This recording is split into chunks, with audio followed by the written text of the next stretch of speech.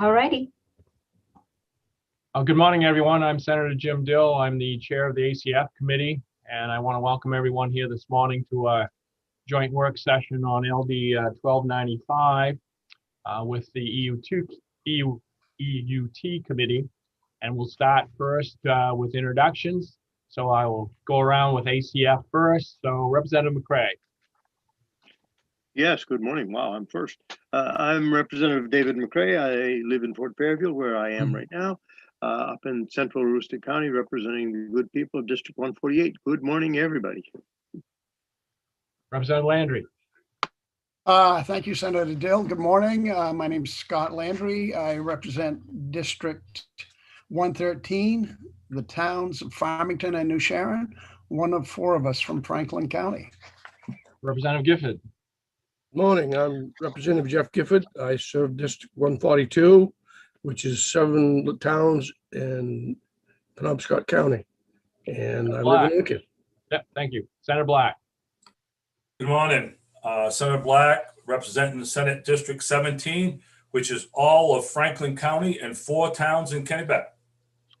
Representative Hall. Yes, good morning. Randy Hall, representing District 114, 6 towns in southern Franklin County. Representative O'Neill. Good morning, I'm Maggie O'Neill and I'm here representing House District 15, which is Saco. Representative Osher. Good morning. I'm Lori Osher. I represent District 123. That's the majority of Orono, the home of the University of Maine. Senator Maxman. Hi there, I'm Chloe Maxman. I represent Senate District 13, which is all of Lincoln County, except for Dresden, plus Washington and Windsor. Representative Schofield. Good morning. My name is Tom Schofield, and I represent House District 112. I live in the town of Weld, and I represent 17 towns and townships in Franklin and Somerset counties, the High Peaks region of Maine. Good morning. Good morning. Representative Pluker.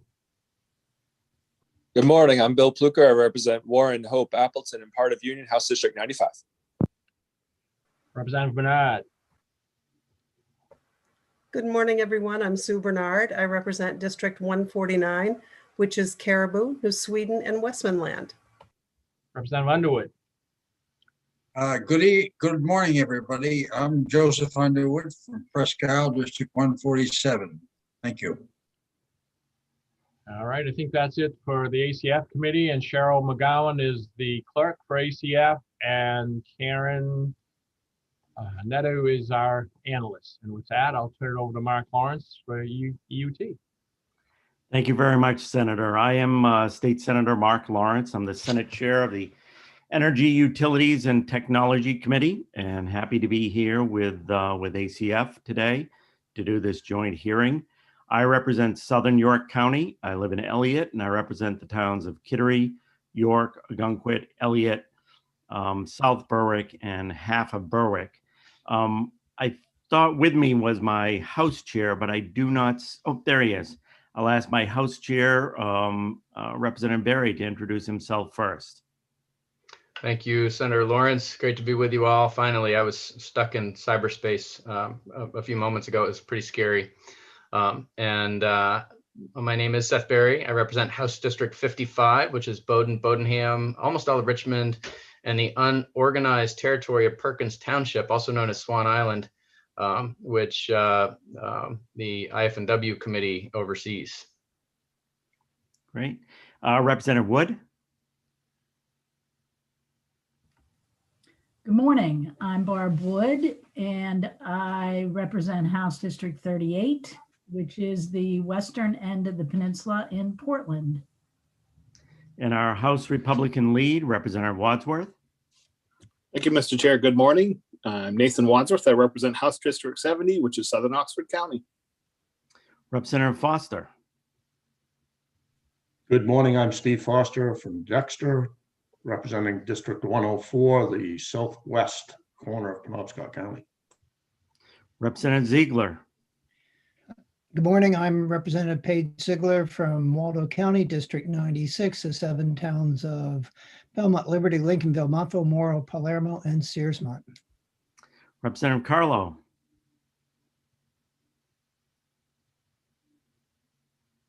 He might have checked out for a minute. I'll go on to Representative Grohowski. Good morning, all. I'm Nicole Grahowski. I represent House District 132, which is the city of Ellsworth and the town of Trenton. And last but not least, Representative Kessler. Good morning. I'm Chris Kessler, representing District 32, which is part of South Portland, a smidgen of Cape Elizabeth. Great. I'll just check again. Representative Carlo, are you there? Okay. With us today also is our clerk, Jordan Merrifield. And we have a lot of problems on our committee, so we have two analysts. We have to spend a lot of time with our analysts. So we have Dan Tartikoff and Deirdre Snyder. And that's it for me, Senator Dill. All right, thank you. And as I mentioned, I'm Jim Dill. I represent Senate District number 5, which is Northern Penobscot County. And we are going to have our work session on 1295, which I will open right now. So it is LD 1295, an act to require legislative approval of certain transmission lines, require legislative approval of certain transmission lines and facilities, and other projects on public reserve lands, and prohibit the construction of certain transmission lines in the Upper Kennebec Region joint work session with the EUT committee. And with that, I will turn to Karen Netto to kick things off. Thank you, Senator Dill. So I'm going to quickly toss this over to my colleague, Dan Tartikoff, one of the analysts for the EUT committee. This is an initiated bill. So Dan's just going to quickly go over the history of this bill and also kind of highlight some of the constitutional questions relating to initiated bills. So that's it. Thank you. Dan?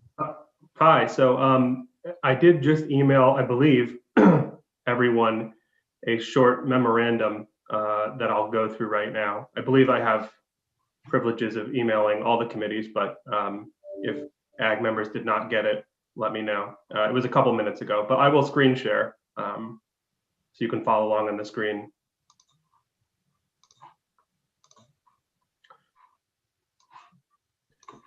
So this is LD 1295 for work session, also known as IB1, Initiated Bill 1. On March 11th, 2021, the Secretary of State transmitted to the first regular session of the 130th Legislature a certified direct initiative of legislation submitted pursuant to the Maine Constitution, Article 4, Part 3rd, Section 18. And I won't read the title again because Senator Dill already did that. The measure was printed on March 30th, 2021 as LD 1295 and jointly referred to both the ACF committee and EUT committee.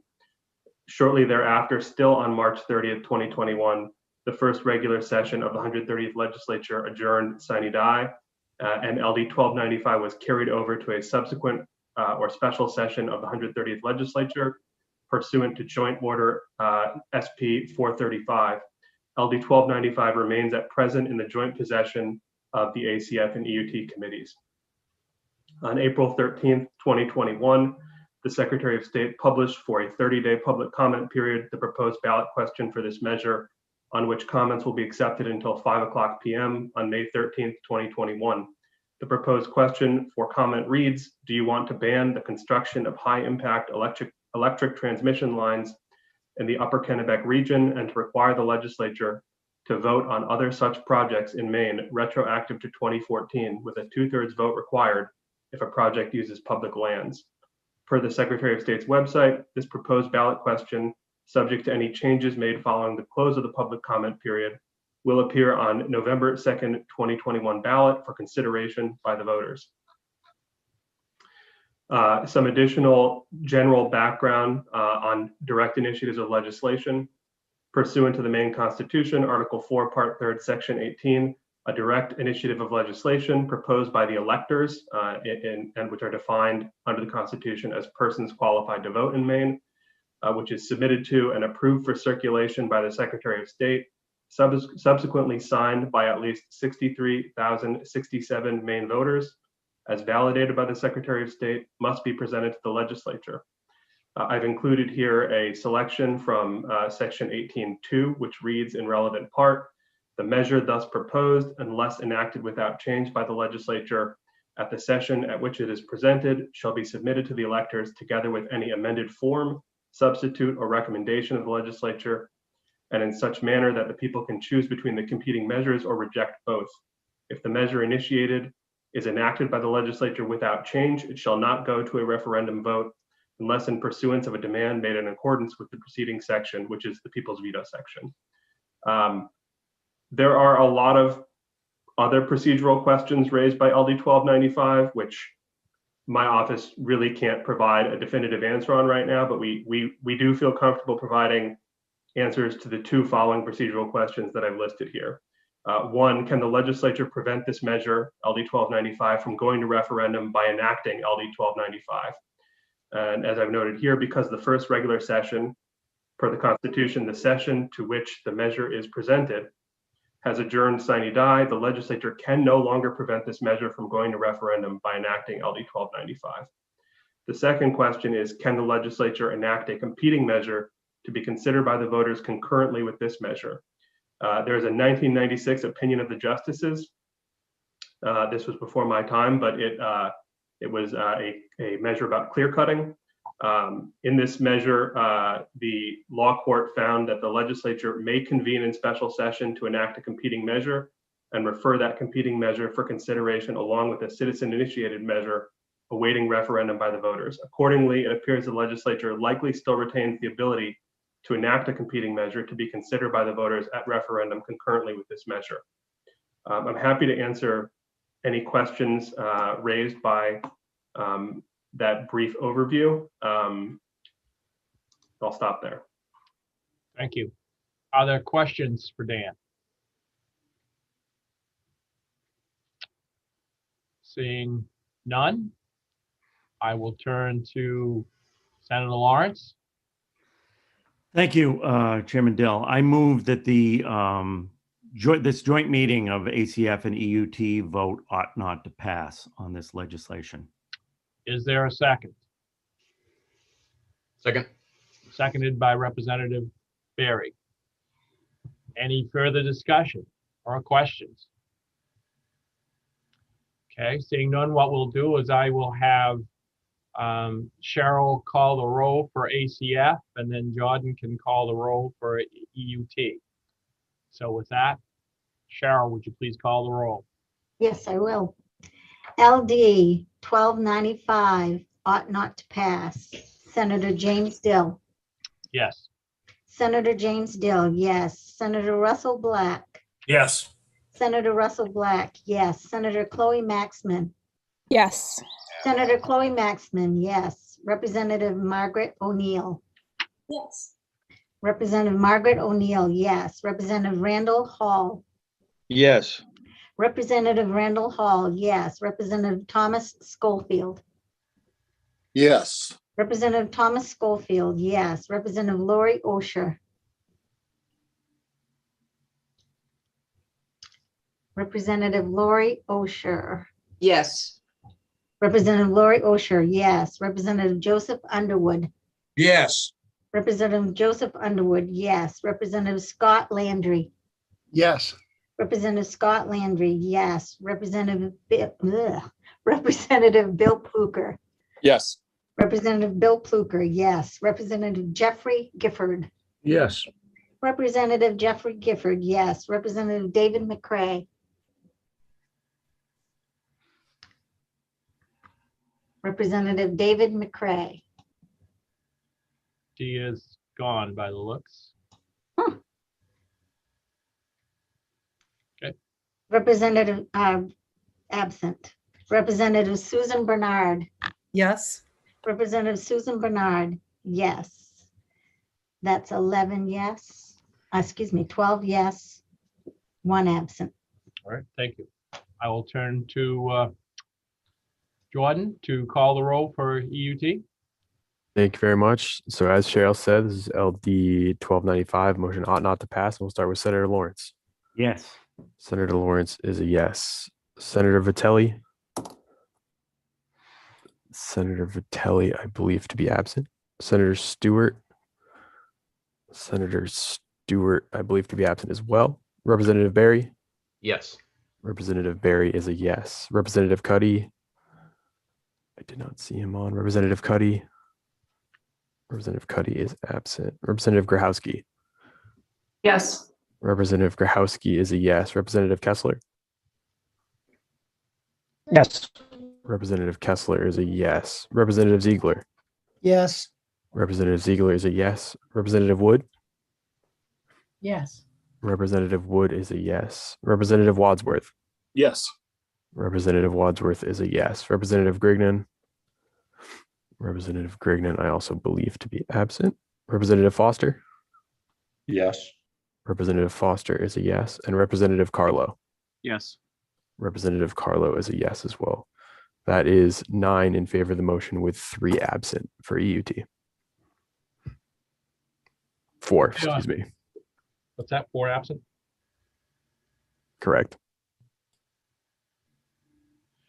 On the matter of LD 1295 ought not to pass, it's 21 in favor of ought not to pass with 5 absent, so it is ought not to pass.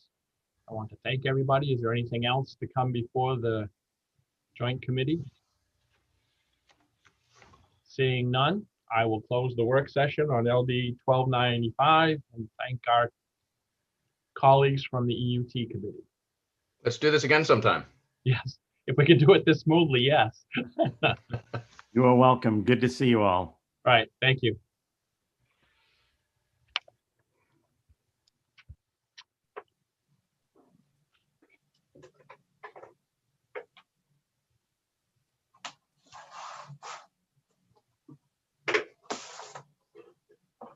I bet that Cheryl McGowan down there is Representative McCray. It could be. He might not have changed his, Yep, it's him. Can we take his vote now, or is that not allowed? we can't do it now. You can or you can't? No, I don't believe we can because we've closed the work session and we are no longer in joint hearing. So I think if he wants to vote on it, he would have to go through the other way. Okay. So with that, we will turn to the projects we have for us today. We have remaining there's 5 work sessions that we have before us. And I will open the work session on LD 125, an act to prohibit the aerial spraying of glyphosate and other synthetic herbicides for the purpose of silviculture. And Karen, has this been tabled? Yes, it has. So Can I have a motion to take this off the table, please? So moved, off the table. Off the table by Representative Schofield, seconded by Representative O'Neill.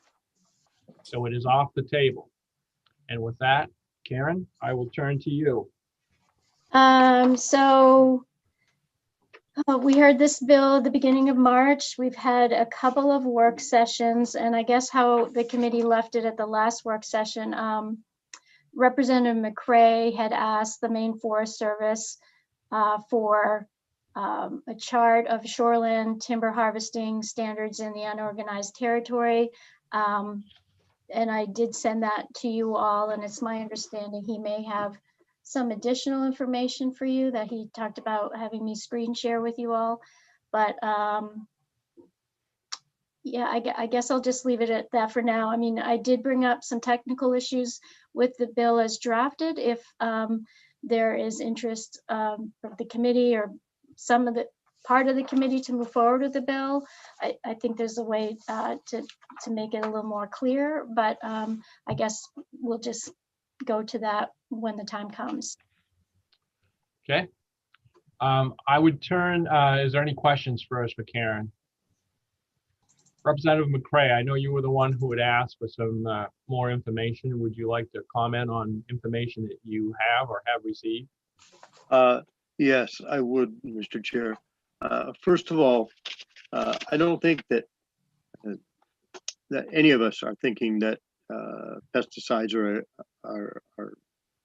an advantage in the entire world of the environment. I truly don't. They are a necessary thing in certain circumstances, as in agriculture, forestry, in lots of ways. So I feel that way. However, I am probably a person that tries to see the practical part in the use of these rather than a strict ban. So with that in mind, something in the testimony probably way back in the beginning of March, I recalled setbacks from back when I was a kid and fishing and hunting and stuff like that with my dad, that there were setbacks that seemed to be considerably more than 25 feet. And that just sort of like, that perked me right up. So that started my thinking, and I think that's probably when I first started asking questions a bit about the setbacks, and didn't get much for an answer at the first asking. Since then, I've gotten quite a bit of answers, quite a few answers. And I've done some investigating, I've done some working with the industry, et cetera. And I guess the thing that actually solidified my thinking on this, and it's not real, I mean, I feel conflicted even now. I know where I'm going to go with it. I know where I want to go with it. Let's put it this way. Back some time ago, we heard LD 519, and it talked about these synthetic sprays around playgrounds and parks and stuff like that. That to me was as clear as a cloudless sky, that needs to pass. I've supported that 100%. I don't think these things ought to be put on grounds where kids are going to be rolling around, playing tag, wrestling, or even breathing. So that helped me solidify that there's a major difference in my mind and in everybody's mind, a major difference between playgrounds where kids are out playing for 15 minutes and burning off energy and getting their batteries recharged, and up in the woods. There's a major difference. The chemicals having to be in the environment, but I do see the necessity. So what I've been looking for is a way to at least move the needle, make it so that our environment is a little safer, especially around waters and cutting and clear cuttings and all that. So I hope Karen can share the screen on the chart, because I know if I read a chart to you guys, you're going to be asleep in about 4 seconds and you'll still not know anything. So if Karen, if you can find a way to get to that, that would be really good. And then I'll talk with that. Oh, you're great. Very good. Thank you very much. So the left-hand column, the main harvest buffer width, that is as it stands now. Okay. And if you look down through it, and I'm not altogether certain that I know exactly what these drainage areas mean, but that's what's in statute now or in rule.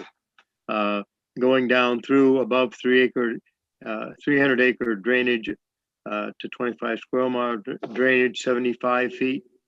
And the current spray setback is 25 feet. So the first one, the first column is harvesting. The second column is the current aerial spray. And the third column is the new aerial spray proposal, which I am going to be offering as an amendment. Okay. So if you see, it goes 75, 25, and then the aerial spray setbacks moves up to 75 feet from 25 feet. It's not a half a mile, it's not a quarter of a mile, but it is an improvement. It triples the distance. Then if you look at the 25 square mile drainage to 50 square mile drainage point, it's 75, the very same thing, 75 feet buffer for cutting, 25 feet setback for spraying, and the proposal will be to move that to 75 feet. Above 50 square mile drainage point, the current harvest buffer is 250 feet. The spray setback, which is the one that, like, are you kidding? I mean, that's the one that really struck me, is that you can't cut within 250 feet, but you can spray within 25 feet. That doesn't make any sense in my mind. It's been my understanding from listening to people in the industry that they're not going to do any of this aerial spraying where they don't need to, and they only need to in areas of clear cut. So if you can't cut within 250 feet, why in the world would we have a 25-foot setback for spraying? So that goes, and I think this is the one big significant gain, that goes from 25 feet aerial spray setback to 250 feet feet setback. I do think that's the most significant thing in this whole thing. We do have one other thing down below that's the same. Ponds and non-forested wetlands. There is no setback for the harvest. I'd kind of like to see that, but it's not in there. Aerial setback is 25 feet, and here we've moved it again to the 75 feet, which I think is a modest gain. Then great ponds and non-forested wetlands greater than or equal to 10 acres, 250 feet. Harvesting, 25-foot spraying. That's back to that same, that didn't make any sense to me. So the proposal would be 250 feet from 25 feet. So that would kind of make them consistent in a lot of ways. And as far as permanent occupied homes, you can harvest right up to the border. The current aerial spray setback, there isn't one. This proposes 250 feet, and I know that at least in some of the industry, they don't spray within 3,200 feet of homes. That's a voluntary thing. That's not put in this proposal. So that's my review of the chart, and I'd be happy to answer any questions that people may have. Your questions may know more about this than my answers. Thank you, Representative McCray. Are there questions, Senator Black? Yes, thank you, Representative McCray, for bringing this forth. What has your discussions been with the industry? Did you work with the industry at all with this proposal? Absolutely, absolutely. That's basically where this chart came from. And you know, those of you that know me, I'm not a person that's at least as far as legislation, an all or nothing. I'm not willing to gamble that when it has to do with so many people and so much industry and such an impact on the people that we're here to work for. I'm really not. So in that regard, I'm very much looking for, let's make it better. I think if you look at these numbers on this chart, absolutely, we're going to get something for this. It is not going to defeat the bill. It's going to make it better. I think everybody would say, well, it's not as good as the ban. That's for sure, you know, if you're concerned about the sprays.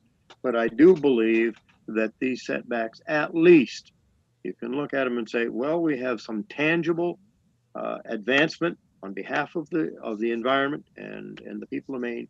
So it came from the industry as far as, and it basically was, you know, I hate, you know, negotiating in regarding a vote, okay?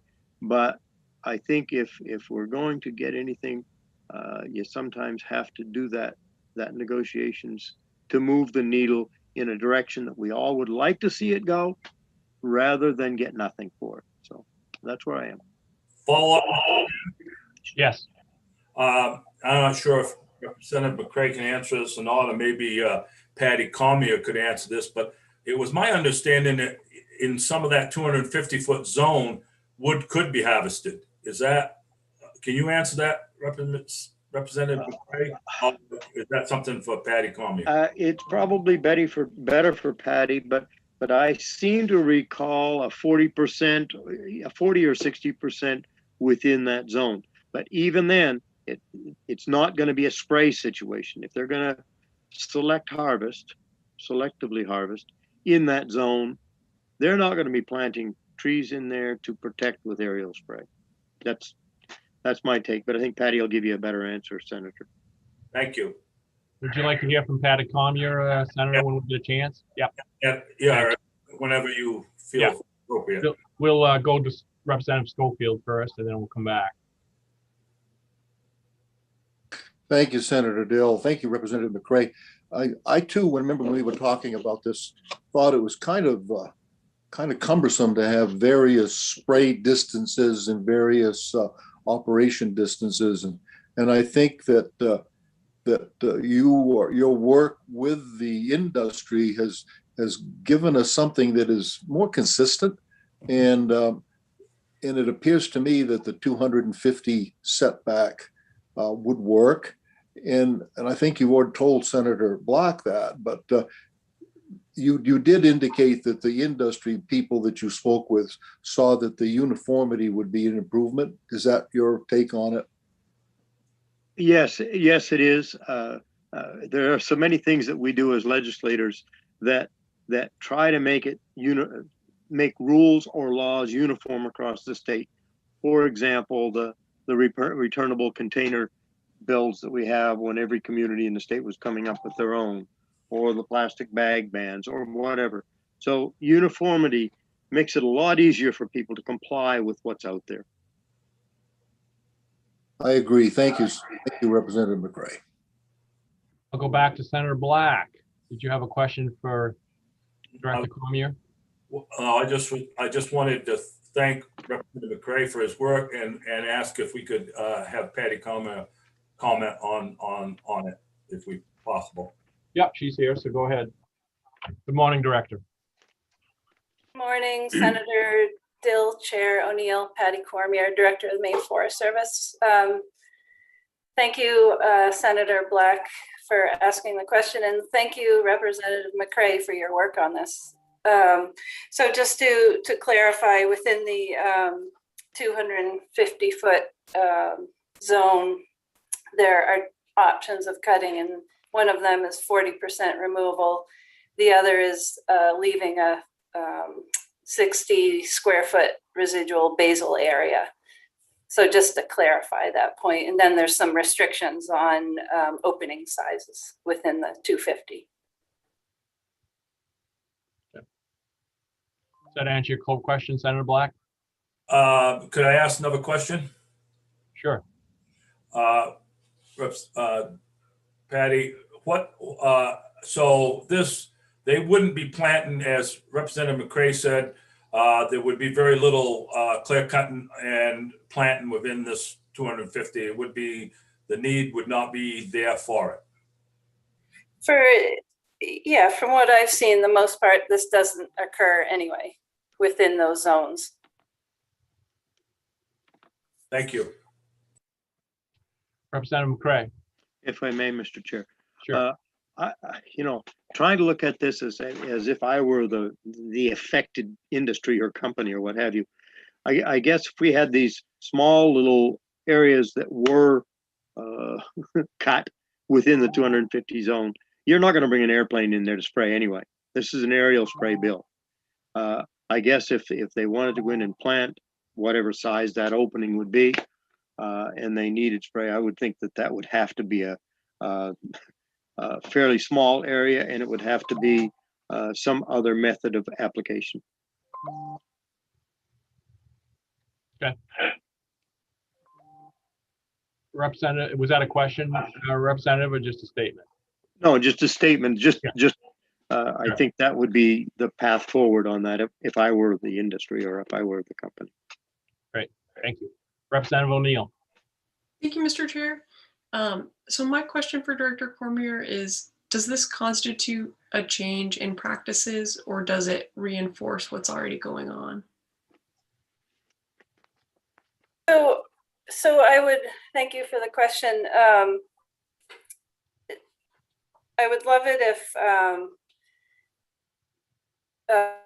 Mr. Horan from Irving, I don't know if he's in the waiting room, if he could respond to that as well.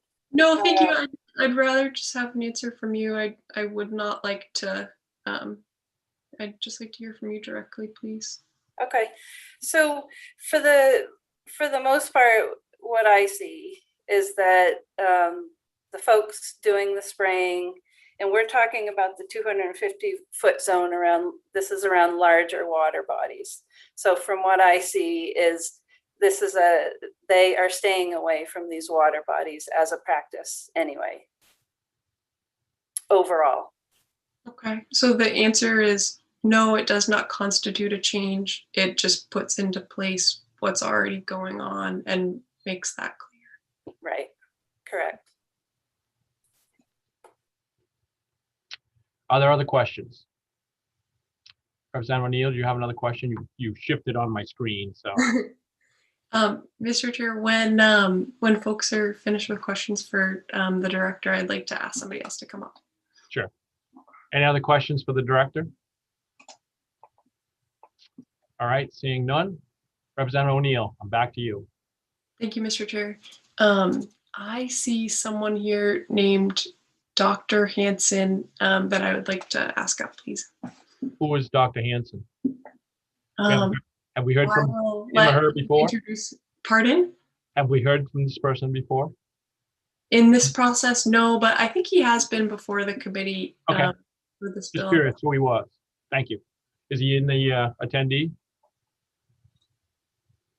There he is. Michael Hanson. Yes, can people see me? Yes. Yes.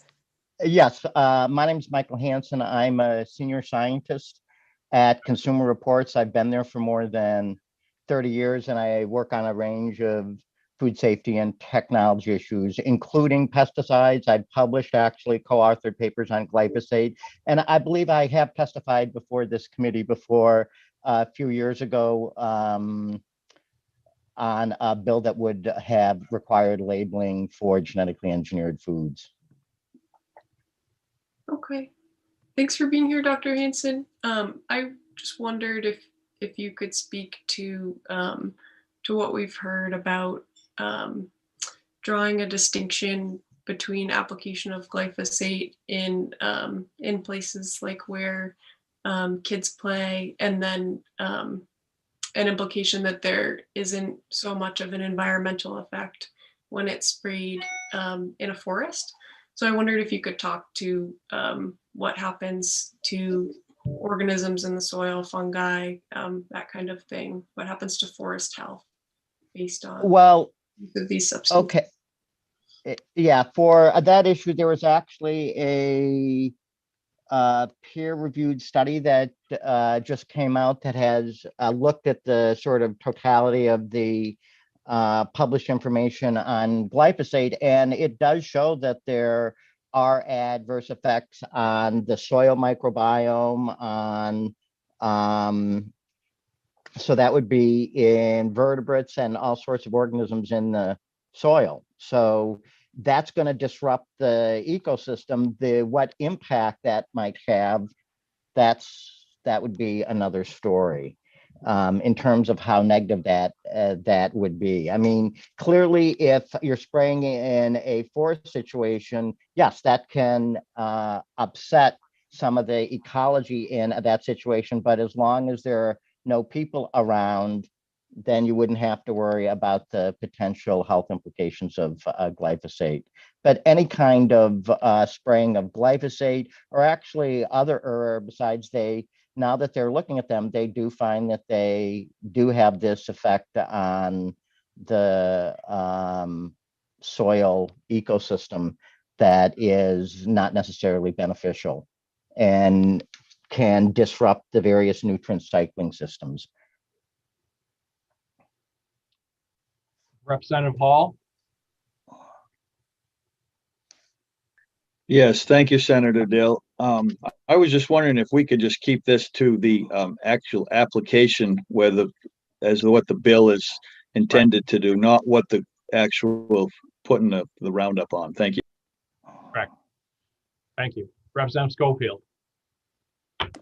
Thank you, Senator Dill. In sort of in line with that, my question is, sir, can you make a distinction between the application as applied via helicopter, aerial spraying, so-called, versus mechanical or manual application that might be applied through other means?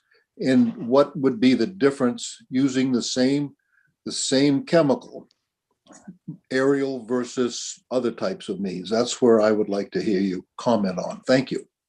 Yes, actually, the difference you're going to see is if you're doing an aerial application, there can be far more chance of drift. So that means it will hit the area you're looking at, but it could drift for farther distances outside of that area compared to a backpack spray or even a smaller helicopter spray. So that would be basically the difference there, is you can get more drift outside of the target area with an aerial application compared to one that is backpack or closer to the ground, so helicopter. With a follow-up, Senator Dill? Yes. So our regulations here in Maine require that this be applied during calm days. I don't know the exact procedure, but there is very strict protocols in place for dealing with drift and with dealing with distances away from adjoining property, as you've just maybe have heard, increasing the distances from streams and those sorts of things, wetlands and whatnot.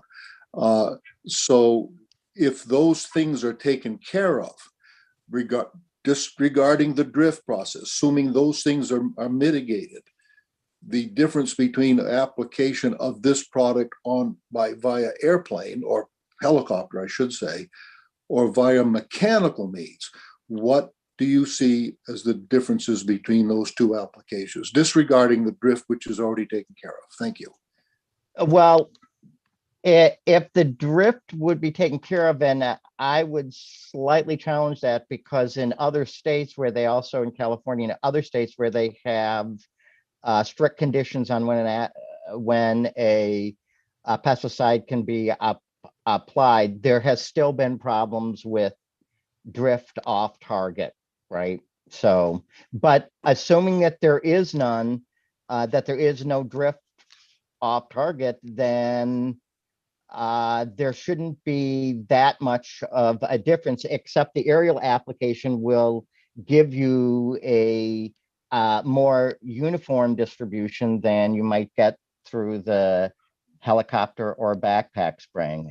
In fact, I would suspect with the mechanical backpack, you're actually going to get more of the pesticide in the area you want it, compared to if it's an aerial application, because the closer to the ground you are, the less chance there is for the pesticide to move off of the target location. Thank you. Senator Black. Thank you, Mr. Chair. Thank you for being here. It's my understanding, maybe you could confirm this, that if between the aerial application and ground application, in my understanding, uses over twice as much glyphosate per acre as aerial spraying. Can you comment to that? That I don't know. So you're saying that the amount of active ingredient per acre is actually greater for ground application compared to aerial application? That's my understanding, but maybe we can, if you don't know that answer, we'll have. Yeah, that what doesn't make much sense to me is that if you're doing it for aerial application, a lot of the herbicide is going to fall down on the trees and other things, whereas if you're closer to the ground, that area wouldn't be exposed. So I would think that you would want at least the same amount of active ingredient per acre for the aerial application as you would for ground, but those kind of specifics I can't say, unless I could see what the required rate of application is. And then also another issue that would depend on the formulation, because particularly if the pesticide is in the ultra fine formulation, ultra low volume, that means the droplets are even smaller. That dramatically increases the chance for drift. So that's a wild card of whether it's just regular application or an ultra low volume.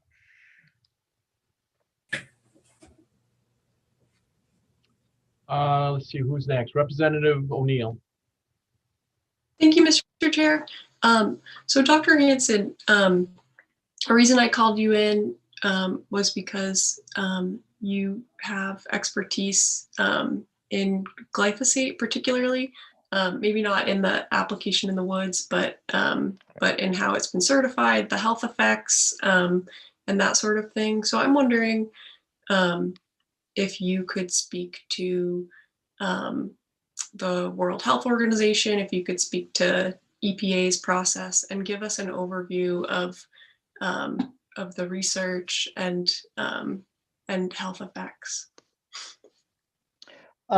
Okay, I think what you've heard is Yes, IARC in 2015, that's the International Agency for the Research on Cancer, is sort of considered the global gold standard.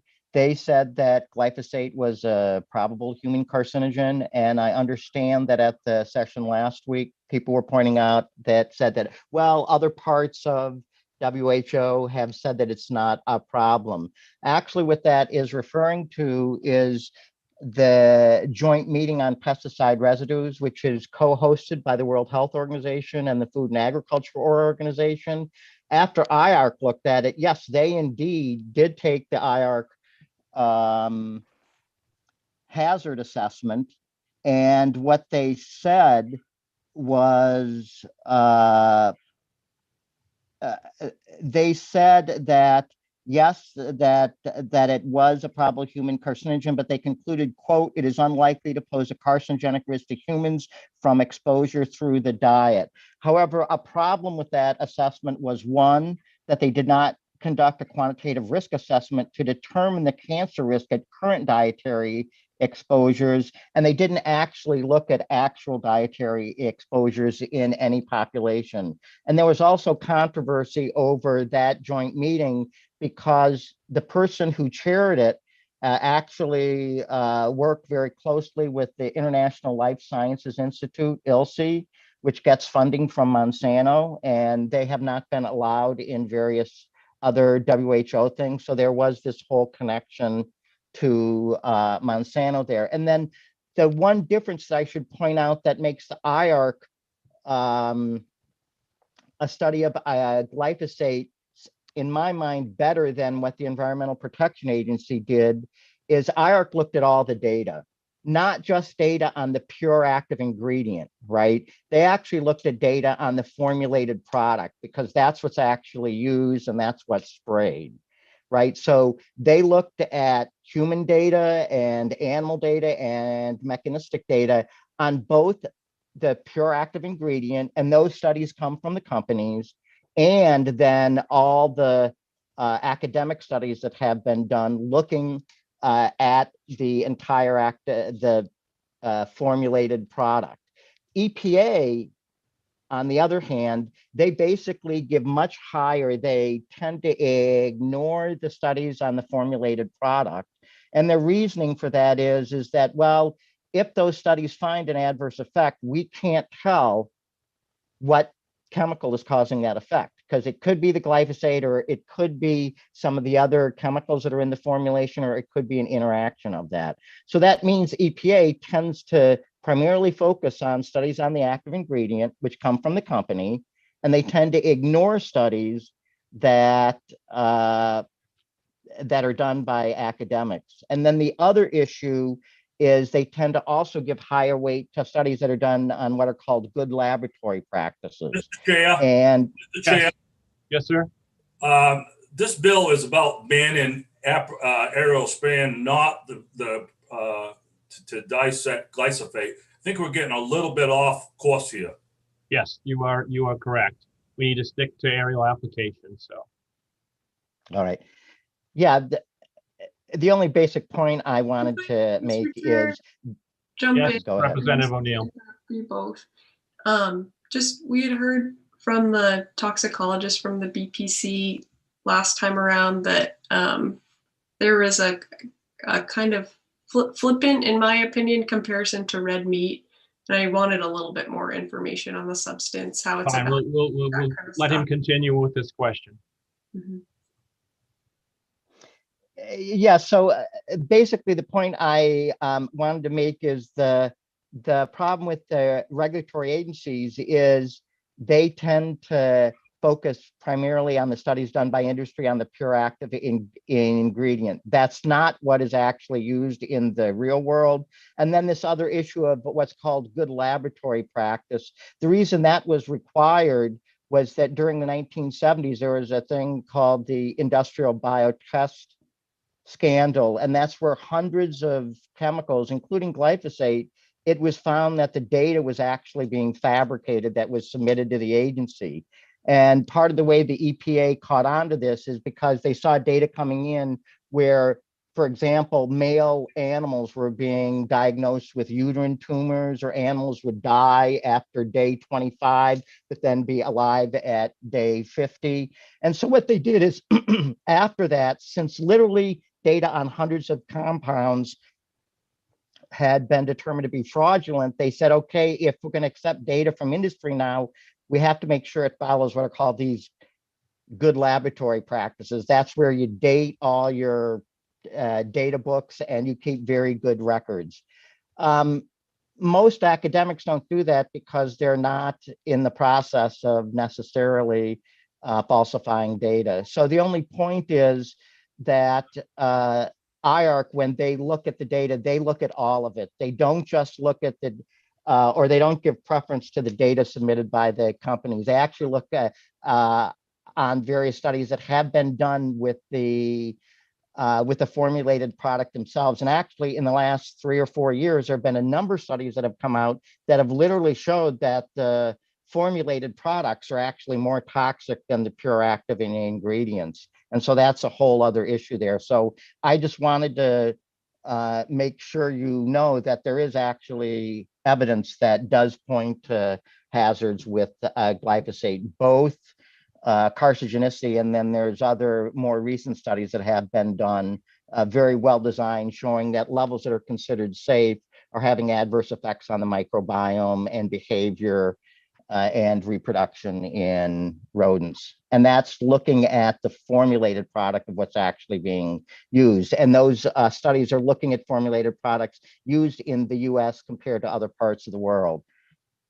Thank you. Representative Landry. Thank you, Senator Dill. Thank you for being here, Mr. Hanson. Let's get back to the aerial spraying, which is what this bill is about. In testimony from the organization that applies this with helicopters, he stated that they are flying low as low as they can to the ground, and they are actually using a larger diameter spray to prevent overspray. And you stated a few minutes ago that ground application is going to be a finer mist. And we were told that some of this ground application is done by skidders. Are you familiar with a skidder? No, is that a backpack sprayer? No, a skidder is a machine that they use to harvest wood manually. And they say they would apply long 15, 20-foot booms on either side of this skidder and spray a finer. Oh, yeah, those would be called an air blast application. That's what that sounds like. In the matter of efficiency, the larger droplets, well, in the matter of safety, the larger droplets are going to be heavier and go straight down. The finer particles in the air blast are going to go wherever, especially if there's any wind that comes up. Which is the best way to apply it?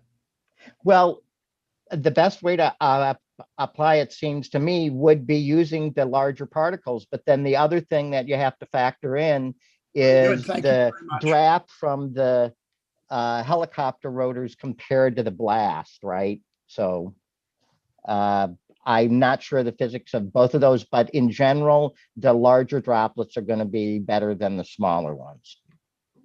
Other things being equal. Representative Underwood. Yes, Dr. Hanson. I'm Joseph Underwood, District 147, and I don't care what any outside agency says about the spraying in Maine. It just shouldn't make any difference here. Our department, Agriculture, Conservation, and Forestry, does an excellent job regulating the way things are sprayed. And if anybody has any problems, they should be able to direct their problems to the department in a resolution. And that's what this committee is used for, is to resolve any differences.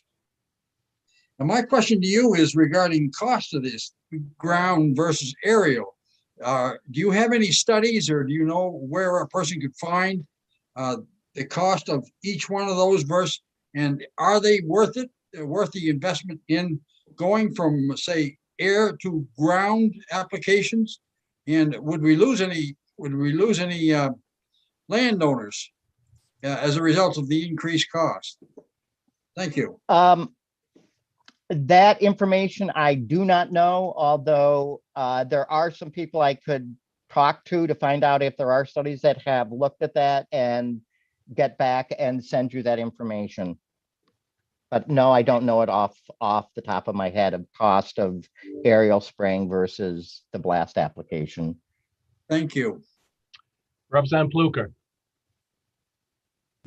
Thank you for being here, Dr. Hansen. You're getting caught a little bit in we've been studying and hearing testimony on this issue for years now, and so we've heard a lot of different stuff. And just in response to Representative Underwood's question, we heard testimony in the 129th that it's about $200 an acre in order to spray from the ground with those air blast sprayers we were talking about. Approximately $65 an acre to spray from the air. So about almost 3 times more to spray from the ground. But we also have to take into account, depending on if we're harvesting for pulp or we're harvesting for saw logs, you're making somewhere in the realm of between $1,000 to $10,000 gross per acre. Obviously the higher end for saw logs, lower end for pulp, depending on if we're talking about Irving or Seven Islands or which. So we've had a lot of testimony from a lot of people giving us a lot of details through the years. Thank you, Dr. Hansen, for being here. Just going back to the conversation around aerial applications of herbicides. On the labels of some of the formulations that we're talking about, it says that you need to apply at 10 feet if you're applying aerially. But then we heard last in the 129th again from an independent auditor that in many cases the applications are happening at 30 feet or higher due to safety implications for the pilots. Could you talk about if you're applying up to 3 times higher than the recommended height for aerial applications of herbicides, how that would affect drift? That's going to dramatically increase the problem with drift. And that is, I'm sure, why EPA set those lower limits, right, for what you should be applying at, because they want to minimize the drift. So if you're going higher than that, then that just increases the possibility of drift even more. And if it's 3 times the height, that should be more than probably 3 times the length of drift, probably higher. Thank you, Dr. Hansen. Senator Black. Thank you. Thank you, Dr. Hansen, for being here. And from your testimony, I can see you're an expert in the food realm and that kind of stuff with these pesticides, herbicides.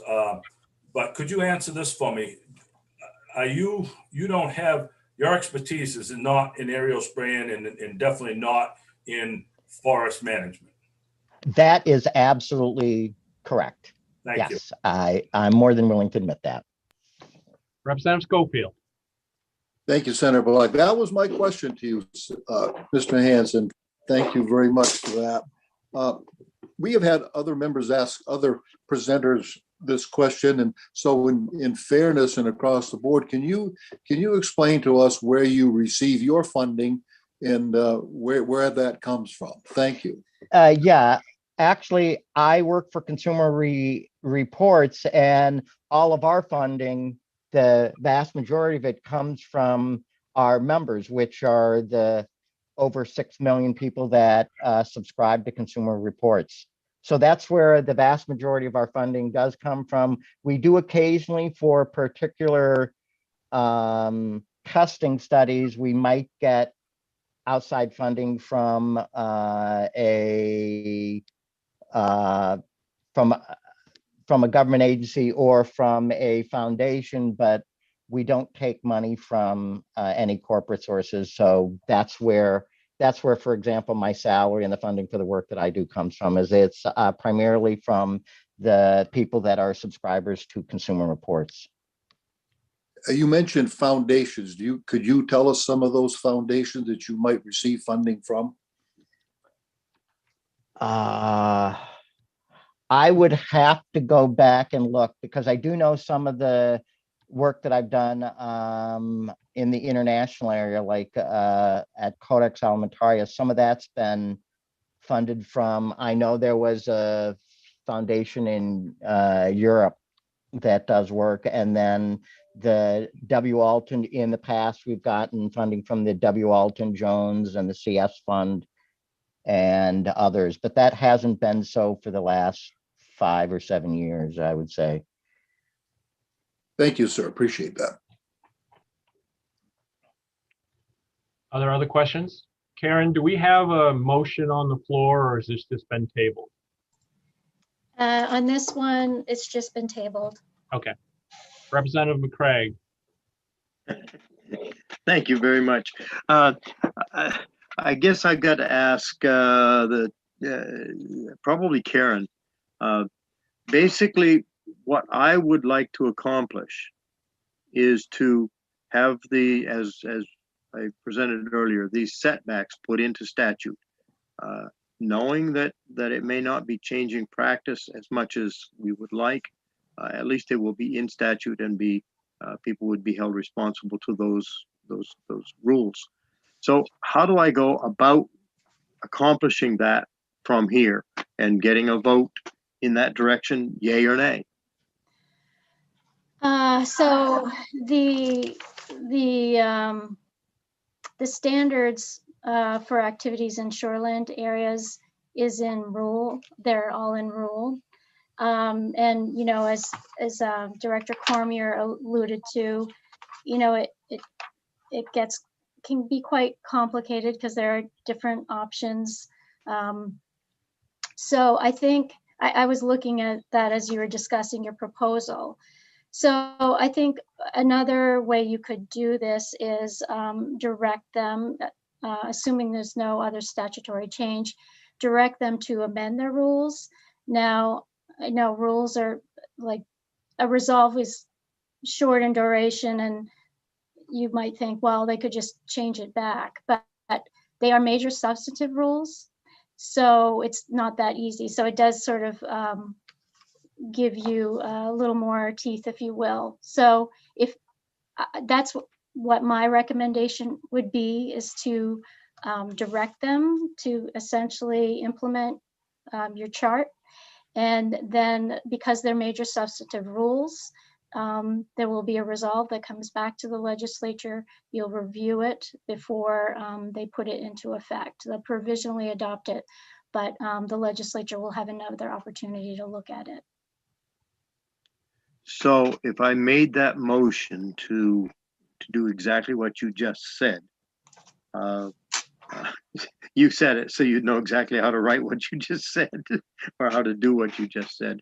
So if I made that motion to set this chart into rules and have it come back after they have done so because of the major substantive nature, that would take care of it. That would accomplish my part of this, my concern. I believe so. I mean, I would certainly work with the department to make sure the wording of the resolve is, you know, appropriate, but then that's why we have language review. Right, okay, You'll see, yeah. So I guess at this time, Mr. Chair, may I offer a motion? Yes. Mr. Chair, I move that that this be forwarded to the department to be set in rules and to be brought back under those circumstances as Ms. Neto has just described. I'll second that. It's been moved and seconded. And let me go back to hands. Representative O'Neill. Thank you, Mr. Chair. So I'll start. I was in the process of raising my hand to make a motion, ought to pass, and I'll explain, I guess, where I am. We've heard from Director Cormier that this will just reinforce the way that things already are. And I think that we've heard from folks that live in this area, led by Senator Jackson, that they are uncomfortable with these practices. We've heard a range of concerning issues, including the fact that that BPC is not testing area groundwater to make sure that folks are safe. And we know that they are, for example, testing in ag areas, because there is some concern that with, you know, water solubility, that we should be keeping an eye on this. We've heard about impacts to wildlife. We've just, where I come from with my perspective is that, you know, I'm not a most impacted party in the sense that I'm living nearby, but I feel very strongly that each of us needs to rethink how we live and work in order to address climate change. It's really a team effort, and each of us has a role to play to avoid the extreme costs and catastrophe down the road.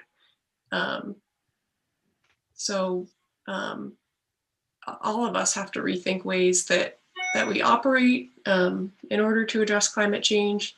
And this bill really just asks Irving to do its part to protect forest health, to look at the big picture for its forestry operations, and to internalize some of the costs of how it does business. People in my generation and younger are going to be paying for everything that we don't do to address climate change. And for that reason, it's inexcusable to me that we would just give a stamp of approval to say, let's do what we're already doing now. Just everybody's got to find a way to move forward and address climate change. It's a team effort.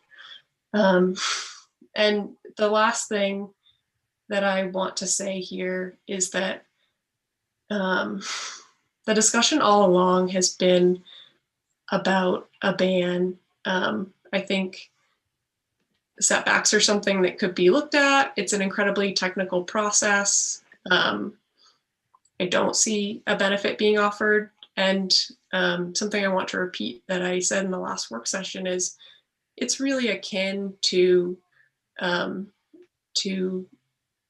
sending Amazon or Jeff Bezos off with the IRS to say, how do you want to be taxed? To send a big company like Irving off with the department and say, what can you live with for regulation? So I just want to say that I don't feel that that process is appropriate or productive or protective of Maine and Maine people. Senator Maxman. Thank you, Mr. Chair. Although I'm grateful for Representative McCray and the thought that he's put into this, I just can't support this motion. And like Representative O'Neill, just wanted to share where I'm at. I think for me, there are huge chunks of unanswered questions about not only the safety of glyphosate, but also what exactly is going on up in the Northwoods. Like Representative O'Neill mentioned, and we've heard from multiple sources, the lack of testing of the waterways up there is deeply concerning. I mean, when we went up there for our visit, we saw running water through the places where they were spraying glyphosate down into the rivers, like Senator Jackson had been talking about. You know, and if this stuff is so safe, then why do we need setbacks anyways? I don't think as representatives of folks of my district or of this entire state that I could in good conscience support standards set by the industry of something that in my opinion is dangerous, but at the very least has major unanswered questions about it. There was just another report that came out from the Center for Biological Diversity this week saying that glyphosate is a clear hazard to soil and ecosystem health. So that's what worries me.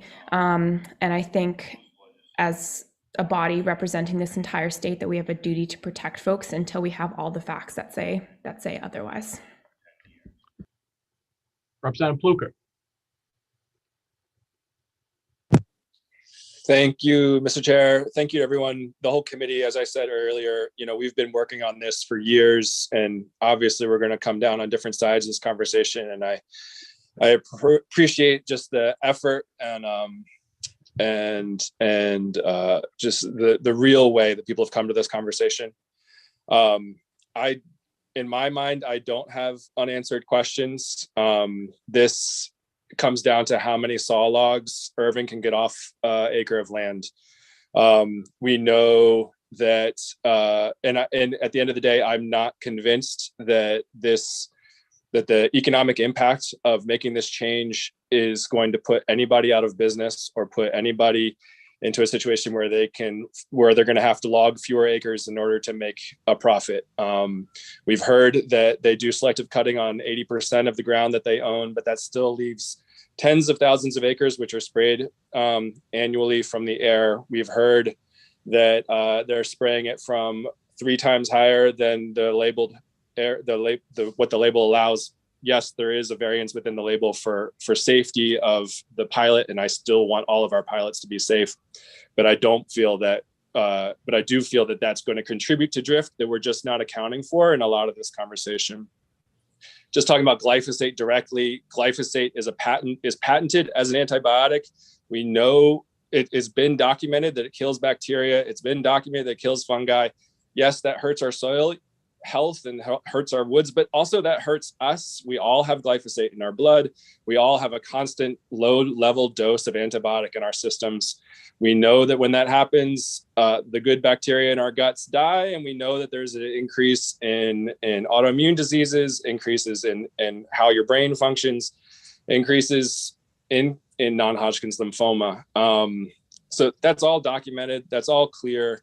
If we're actually working to protect our rural communities and the health of our rural communities, it's not by allowing more antibiotics to be sprayed from the air on them. It's by looking at ways to take economic models, which do exist, to make more money from the woods than that can be put into our rural communities. And we've heard from Mitch Lansky. We know about low impact forestry. We know about selective cutting. We know about how this is affecting our woods. And so thank you for the chance to speak. Senator Black. Thank you, Chair. And I hear the concerns of my co-members of the committee, but it comes down to that we're not banning glyphosate here. We're banning a process of putting away it's applied. And in the testimony I've heard from the industry, from the department, and from all those concerned, aerial spraying is putting on less glyphosate per acre than ground application. And to me, that's a win.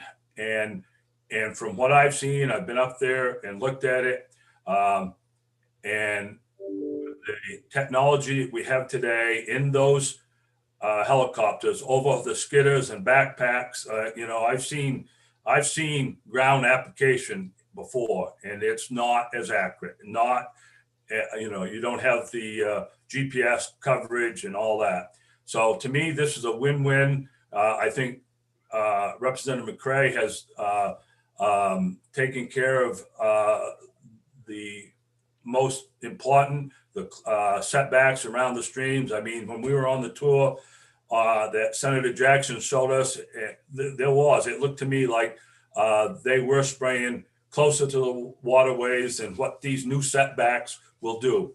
And I believe that that the industry and department have come together and have made this a better situation. So I'd just like to applaud Representative McCray for his work. Representative Pluker.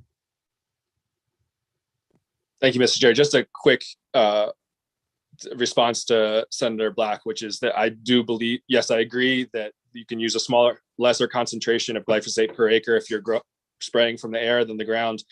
But fundamentally, the number of acres sprayed is going to go down, because we heard also from the industry that they just don't have the rigs to spray the tens of thousands of acres that they're spraying now with glyphosate. So yes, less per acre, but many, many fewer acres. Thank you. Cheryl, would you please call the roll? Yes, LD 125 ought to pass as amended.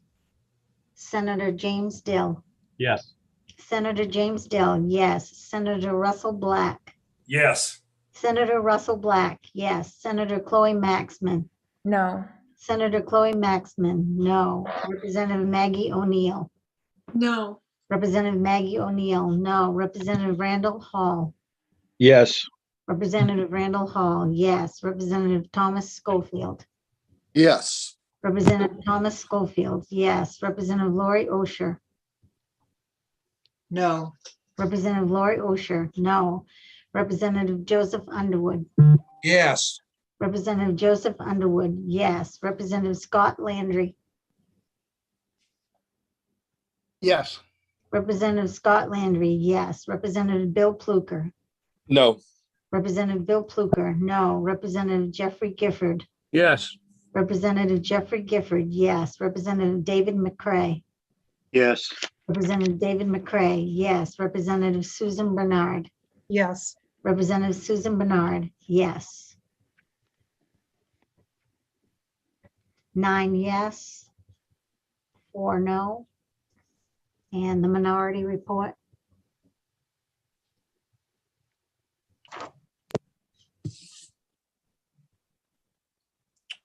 So what, yeah, follow up on Cheryl's question. The minority report is, Ought to pass. do you want to amend it to address the technical issues that I raised? What, I think you'd have to point me to something, Karen. The bill analysis, page 2. So section 1 of the bill has the prohibition in Title 7, section 606, subsection 3, that, you know, a person may not conduct an aerial application of glyphosate or other synthetic herbicides for the purposes of silviculture. So that's clear. However, sections 2 and 3, you know, section 2 directs the commissioner to adopt rules to incorporate the prohibition in Title 7. While Title 7 expressly already prohibits it without rulemaking. So I feel like it kind of muddies the waters. So what I would recommend is just amending section 1 of the bill and striking sections 2 and 3, and how you would amend section 1.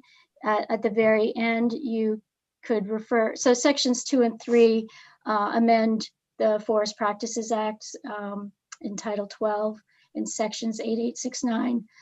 So what you could do to sort of tighten up and connect the dots here is you could include a phrase in Title 7, 606 sub 3 that would say including but not limited to a timber harvesting activity conducted in accordance with Title 12, Chapter 805, subchapter 3A, which is the Forest Practices Act. That would be my office's recommendation to make it clearer. I think. Okay. If you think it clarifies, then yes, and then I can take a look at that language we're releasing to be sure. Okay, so is everyone on the minority okay with that? Ought to pass as amended? I had a question. Yep. When you said it was referencing the Forest Practices Act, would that also mean that it would be something that would happen under outcome-based forestry, which is exempted from Forest Practices Act?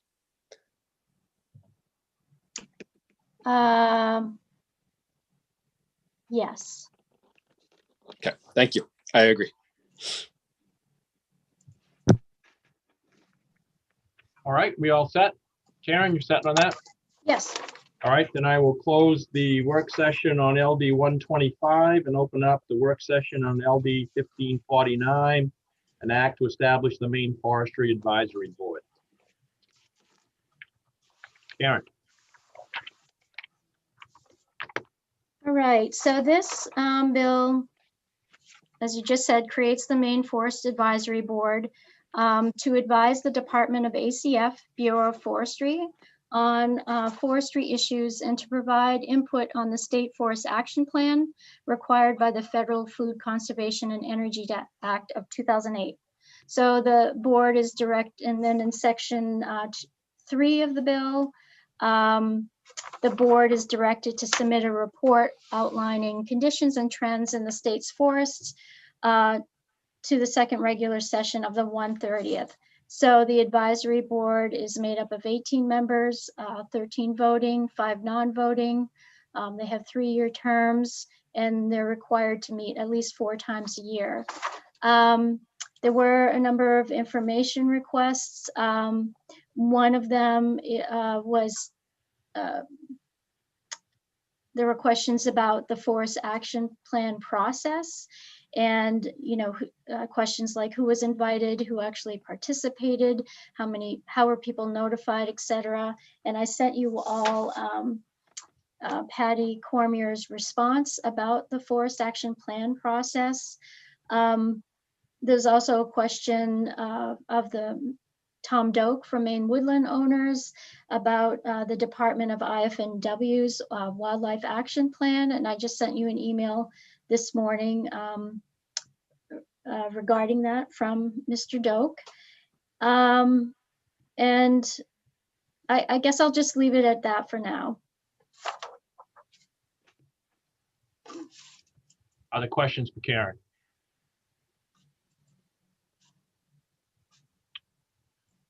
All right, is there anyone else that anyone wants to hear from? Representative O'Neill. Thank you.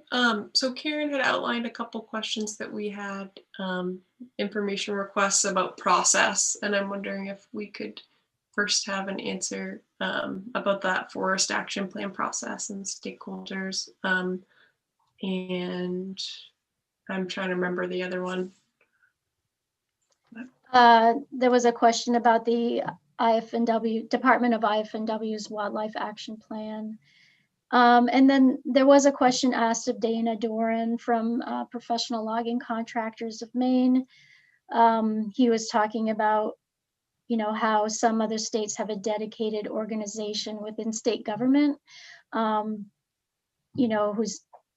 they kind of look at the forest products economy, and their mission is to work on behalf of that industry. So I don't know, I believe there was a question of him asking to maybe provide some examples of other states that are doing that. Okay. Yes, I'd like to hear the answer on process first, please, from the department. Who from the department? So Patty Cormier, I do see she's Here. here, but not quite up yet. There she is. Good morning again. I guess it's still morning. Good morning, Senator Dill, Chair O'Neill, and members of the committee. Patty Cormier, Director of the Maine Forest Service. And just want to clarify, the question is concerning the process for garnering input for the Forest Action Plan, correct? Yes, I think you should have taken it down during the hearing. I think Karen has it. Maybe Karen can reread it, but it was, because I didn't even ask a question. It was, if Karen wants to read it.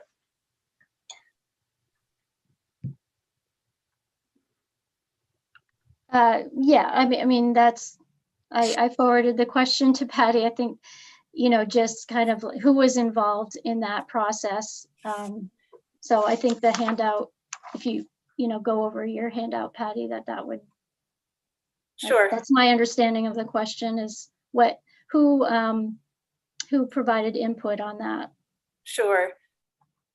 So a handout was provided, and I'll just go through that right now. So there was a online survey that it was conducted in 2019 from December 10th to January 15th.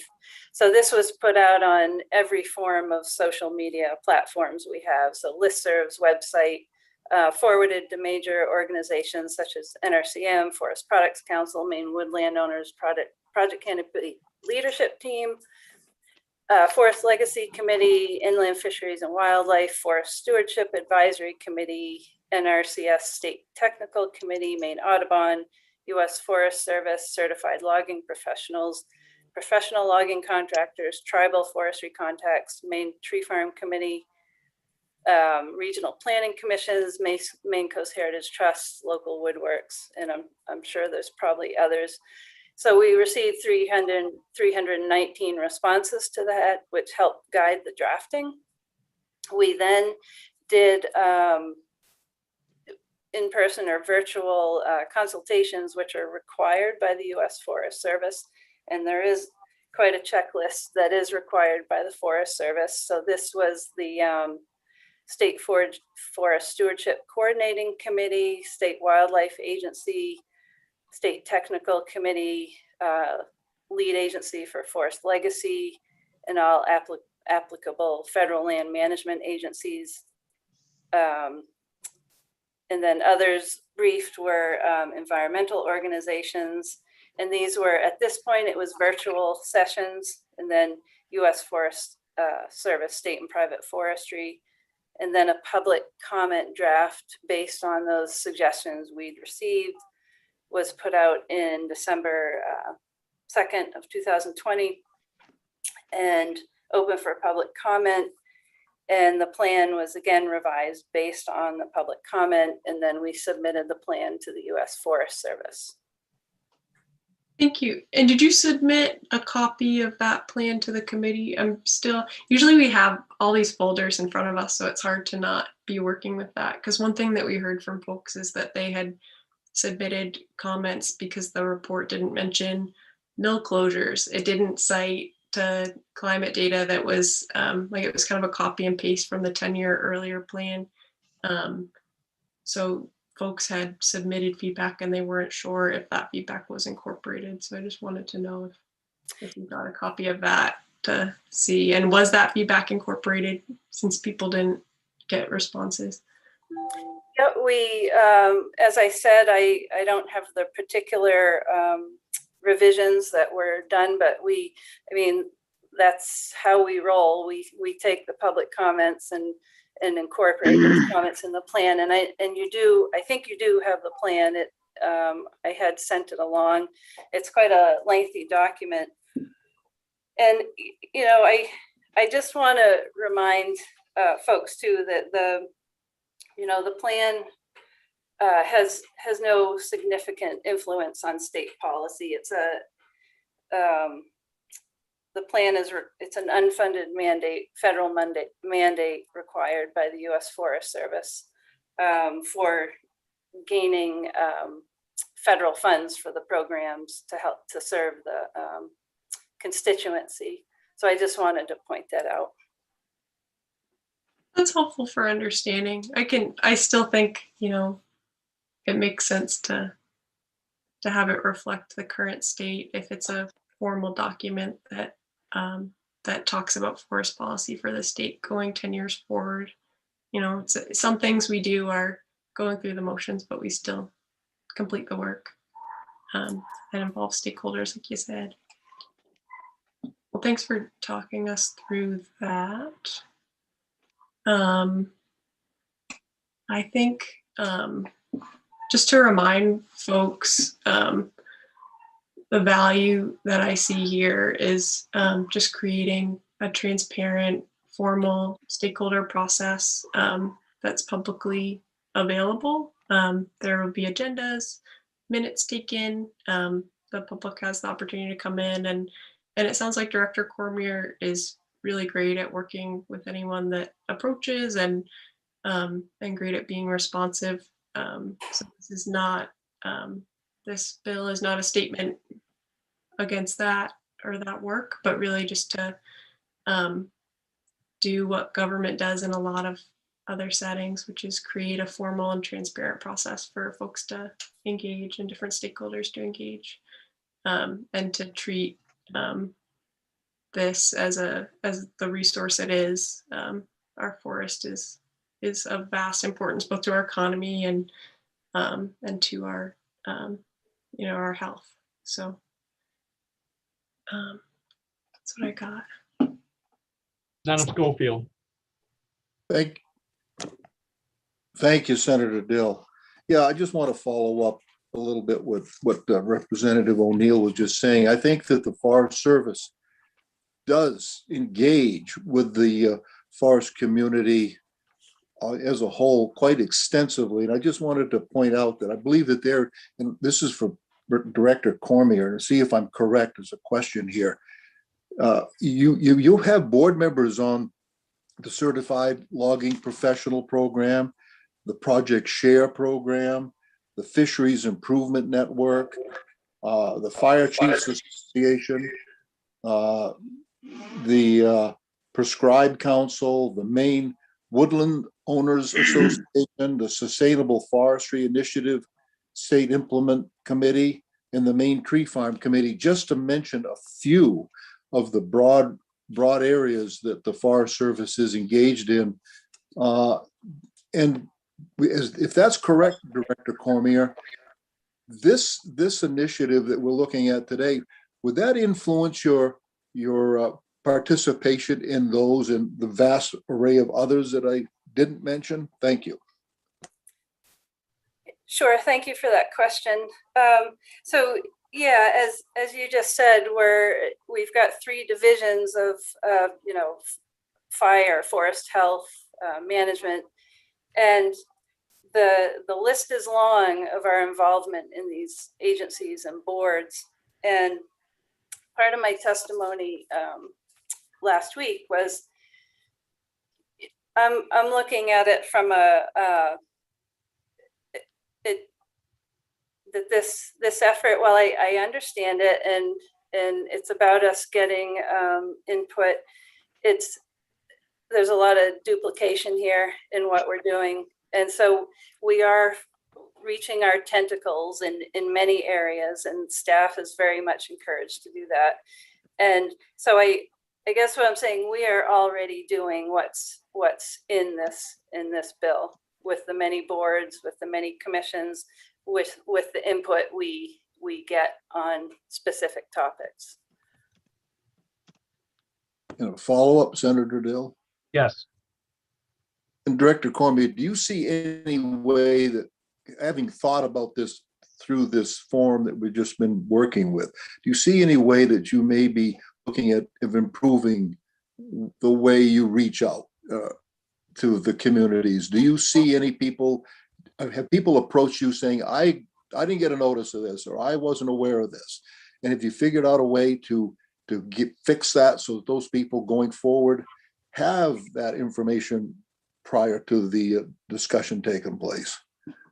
Sure, and I was thinking about that. To be honest, I really can't recall complaints coming in that we haven't been notified, and there's always room for improvement, right? We're not perfect. I certainly welcome any opportunity to suggest we reach out differently in different formats with new technology. But as I said, and people just calling me up, is there an issue here? Is something devoid? Are we not getting out to a group? If we're not, I just want to hear about it and act on that. And so far, that hasn't been a case. You haven't heard that. So thank you. Excuse me, I have not. Thank you. Representative O'Neill. Thank you, Mr. Chair. I wanted to call in Jeff Reardon if he's here. Let's see. Do you know if he's here? Have you looked? He is here. He's on his way. Okay, thank you.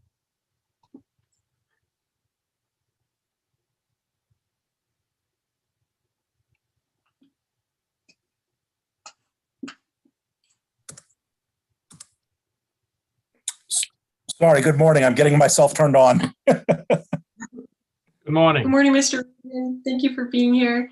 So during the public hearing, you had mentioned that you interface with different departments as part of your work. And I'm wondering if you could talk about what we just heard about duplication of process and the value that something like this might add to your work to be able to participate and engage in policy decisions. Well, I appreciate the question. And I think I touched on this some in response to a question at the hearing. So and keep in mind, my frame of reference is having done fisheries work for 20 years, so being very familiar with how things work at IF&W and Marine Resources, and have interfaced a lot with those advisory councils. So that's sort of the model I'm thinking of in terms of how they work and what they provide. Like the Maine Forest Service, DMR and IF&W have all kinds of informal ways of reaching out. Some of which is as simple as a staff person calling me because they think I have information or opinions that they want to engage, and some are more formal with groups that meet somewhat regularly. But I think there's a difference between the folks who are engaged because you think to reach out to them, and a regular process that is designed to get input from everybody. And what strikes me in particular about the Inland Fisheries and Wildlife Advisory Council is, there's a part of the meeting, and in that case, remember, that group is involved in the rulemaking process, and I don't think that's the proposal here. But the part of it that I actually think is the most valuable is at the end of every advisory council meeting, they go around the table to each of the representatives. And in that case, the representatives are regional, and their names and phone numbers are up on the department's website. And if somebody's got a complaint, whether it's about the fishing rules or a beaver that's blocked up a culvert, or a game warden who was rude to somebody, or people are poaching at such and such pond, the advisory council members will get those reports, will investigate them, pass them on to the right person at the department, and then report them out in public on at every meeting. And then they also go around there, members of the public will come up who are not members of the advisory council, but come to the meetings. And those people also, they typically do a go around, and everybody gets to provide input. It just provides a regular forum for input from the general public, which is often different from what you get from the people you're used to rubbing elbows with every day. Thank you. I think that's really valuable and something that I keep in mind being here in Augusta, because we have the same people that, come in and talk to us every day. And it's really important to zoom out and think about other perspectives out there. Can you talk about Marine too, and how that process worked? Because you talked about IF&W. Yeah, I'm less familiar with Marine because I've only been there on a handful of times, and not in my work capacity, generally in my personal capacity to testify on striper fishing rules, which aren't organizational. But I think it's similar. The difference, DMR has multiple advisory committees. It may be more similar to in terms of the diversity of different groups. It sounds more similar to what Director Cormier is talking about. They have shellfish and recreational fishing. So the only one I'm familiar with is recreational fishing. And in that case, I do not believe the membership is regional. To be honest, I don't know how they're represented, but there is the same, there's feedback that comes in through the formal rulemaking process, but there's also feedback that comes to the advisory council members from their neighbors and the people who got their phone number off the website and gave them a call about this or that issue. So it provides a channel into the department for the general public. And in the Marine Resources case, like I said, they've got multiple ones. I think they have 2 different ones that deal with lobsters, shellfish, seaweed. I can't remember. I listed them in my testimony if I remember correctly, but I can't remember all of them right now. But it's a lot more of a hierarchical structure than what exists at IF&W, where they have just one council that does all of their stuff.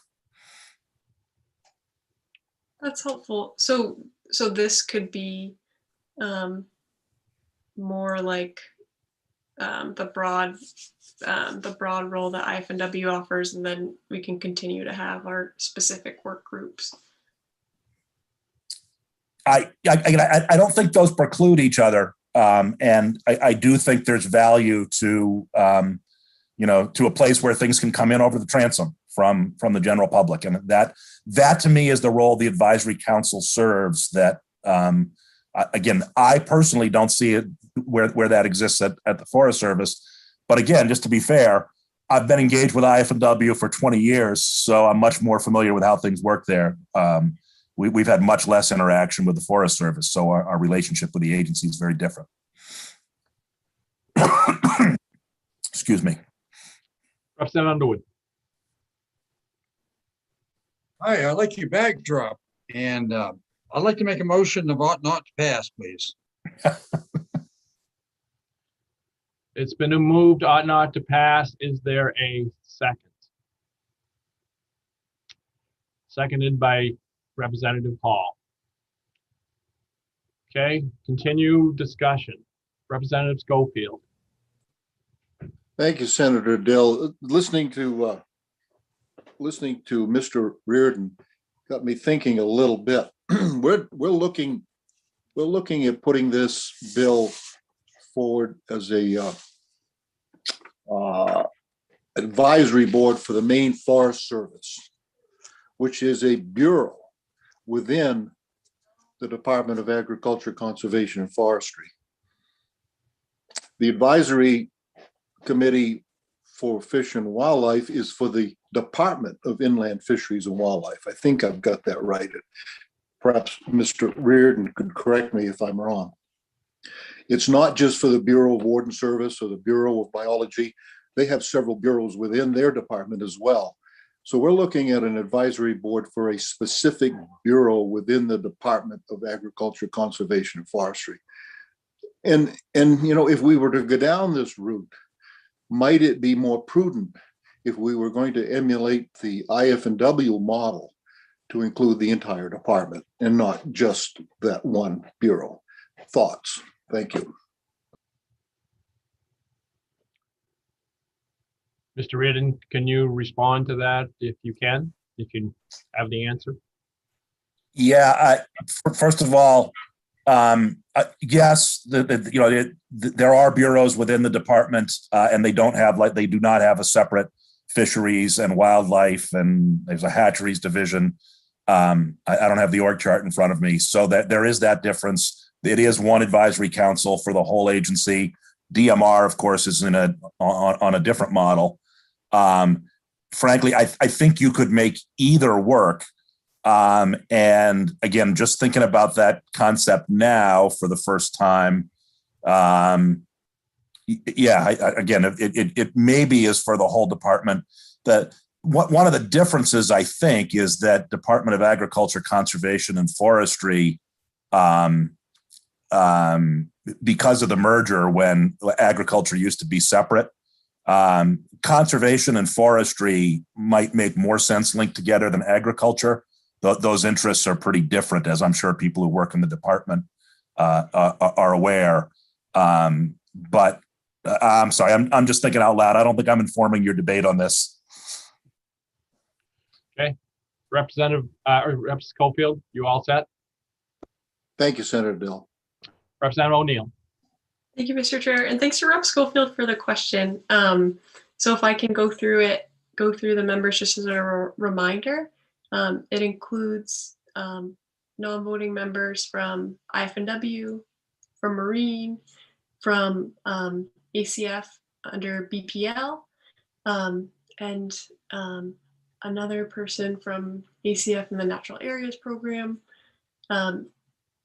I can list the other members, but it would include folks from different areas of the department, like you referenced. It wouldn't include ag, but as someone, I know we've had conversations about all the different interests that have been merged under ACF. So that was something that I tried to capture with the members to get folks that were relevant in there. Representative Underwood. This is duplication. This bill is just duplication of effort that the department already does. They do a very good job, but I don't think they need another layer of, well, I'm going to say bureaucracy on top of what they have. And state can use the funds that would go towards something of this nature, could use them in the forestry department to catch up on their maintenance on stuff. And this bill just plain is just duplication of effort. It's not needed. Thank you. Are there other questions? Representative O'Neill. Thank you, Mr. Chair. So I think first I want to say in response to Representative Underwood, thanks for your comments. I think the real value that this provides, as Mr. Reardon outlined, was transparency and also an opportunity for the public to engage. And that is never a waste of resources to create a space where government is transparent and the public can engage. I did want to invite up Eliza Townsend from AMC, please. Let me go to Representative Landry first in case he had a question for someone that was here, if that's okay. Representative Landry. Thank you, Senator Dill. Couple questions. Would there be a fiscal note involved in this? And is the intent to bring in people with diverse points of view? Is that the ultimate goal? I guess to Representative O'Neill. Thanks for the question, Representative Landry. Yes, there are, as we've seen with conversations on 125 and others, there are people with diverse points of view having conversations about our forests and in industry. There's the loggers, there's the landowners, there's all kinds of diverse interests at play here. So the idea is, yes, to bring all these people to the table to talk about this resource and this economy, and to create a transparent, formal, public forum where folks know that they can go to have these conversations.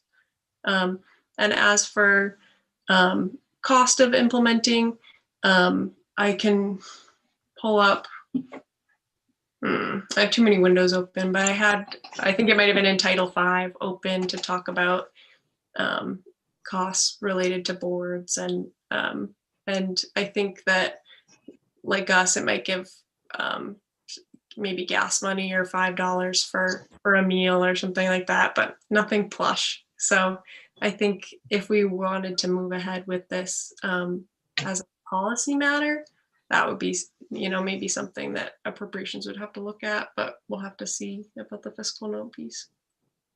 But I think it's a policy decision, and then can cross that other bridge when we come to it. Thank you. It appears that we have Eliza Townsend. If you want to unmute yourself, I believe Representative O'Neill has a question for you. Thanks, Mr. Chair. I suppose I'll give Eliza a chance to introduce herself for anybody listening, and then I want to ask of her just the kind of value that this would bring to the process in her experience. Same kind of question I asked Mr. Reardon. Hi, good morning. It's always a little disorienting to get pulled through the knothole there. So I do think this has enormous value. I think that— Introduce yourself first, please. Oh, I'm sorry, I apologize. My name is Eliza Townsend. I'm the Maine Conservation Policy Director for the Appalachian Mountain Club. And we, as you know, hold 75,000 acres of forest land in Piscataquis County, where we conduct sustainable forestry, among other activities. So I do think that this has tremendous potential value. And to Representative Underwood's point, what I'd like to say is, I don't think that it needs to be a duplication of effort. What I am hearing from the list that Representative Schofield brought up is that the department is reaching out individually to a variety of stakeholders. And that's great, but that is not the same thing as having all those stakeholders come together. So let's step away from the forest and look at the Department of Marine Resources as an analogy. If you talk to the lobstermen, you might get one perspective. And if you speak to the shell fishermen, you would get a different perspective. And if you speak to the ground fishermen, you're going to get another perspective, and yet another perspective from the seaweed folks. It's only by looking at the oceans as a whole that you can maintain their full health and value ongoing. So here we sit, we're the most forested state in the nation with 17.5 million acres of forest that occupies 95% of our land base. And the forest has been identified as among the most critical assets that we have to fight climate change. I would think that convening all of those perspectives in one place where we can look at the forest as a whole instead of separately is really wise.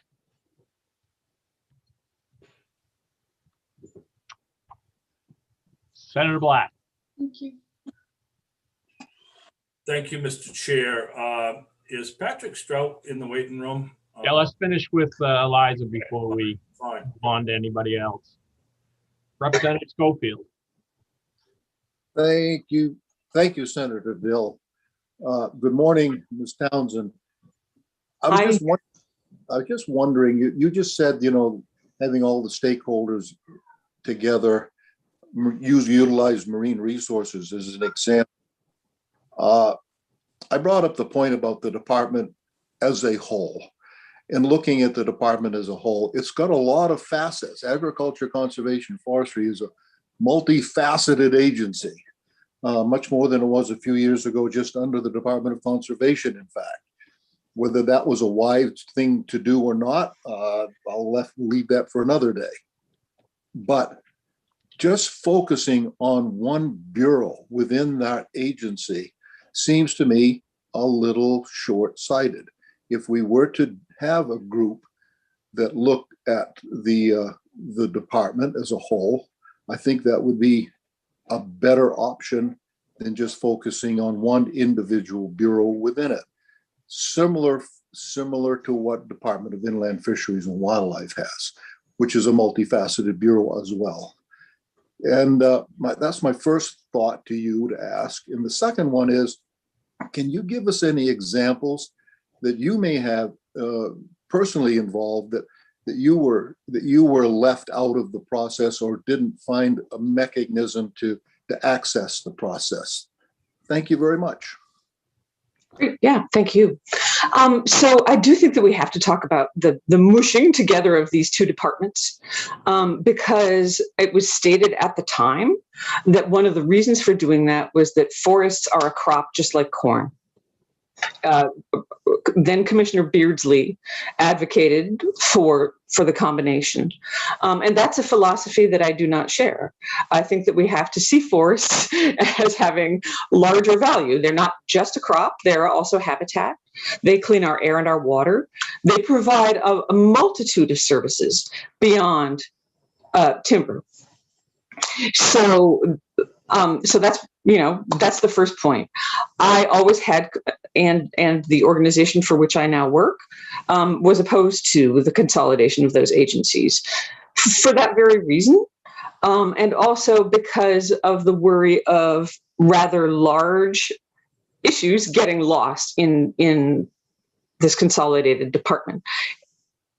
I don't work on farm issues, and I think it would be hard for me to imagine a board that could come in to advise on the full range of issues that the Maine Department of Agriculture, Conservation, and Forestry works on. If you were to try to move to a higher level than one bureau alone, the model that Mr. Reardon mentioned might make sense to advise the entities that used to make up the Department of Conservation. On the other hand, one could then talk about how about decoupling these two agencies that really don't have very much in common.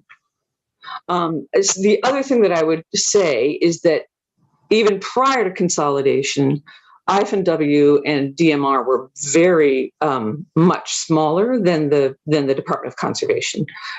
In my years, it had a $52 million budget. I don't know what it has now, but just for a point of comparison, I think Ag at the time had 8. So I think creating one entity that looked at the entire DACF would be less than effective. To your second point, we were invited as Ms. Cormier said, we attended webinars on the purpose of the Forest Action Plan, and we provided comments to the Forest Action Plan, the nature of which were, this is incomplete, not a full picture of the current state of the forests, and less useful than it could be. So I do take the point that it is an academic exercise required by the federal government. On the other hand, it's an opportunity to gather a variety of interests in one of Maine's most valuable assets, and not just Maine's most valuable assets. It houses the largest globally important bird area in the United States. It sits at the center of the most intact ecosystem east of the Mississippi. It's vitally important, not just to people who live in Maine, but to the world and to our future as a planet, frankly. We've recognized the importance of addressing climate change, and Maine's forests are a key piece of that. Thank you very much. Answer my question. Thank you. Senator Black. I don't have a question. I think you asked for Patrick Strout, and he's in now. Yes, I do. If he's available. Thank you, Chair. Yeah. Yeah. Do you want to introduce yourself, Patrick? Yes, Patrick Strout, Executive Director of the Maine Forest Products Council. And I guess I have an opportunity to comment. There are some differences between the councils that look at public resources, as in Marine and IF&W. In large part, we're talking about private land. Many can talk about it as our forest, but it is private land. And so from my perspective, I just see a lot of different activity, and I can tell you that the Maine Forest Service is reaching out into a variety of areas and has a pretty, I think the director is very good at answering concerns and responding to them based on my perspective. So I see duplication of effort taking place. The challenge is the structure between the legislative branch and the executive branch. It is a problem.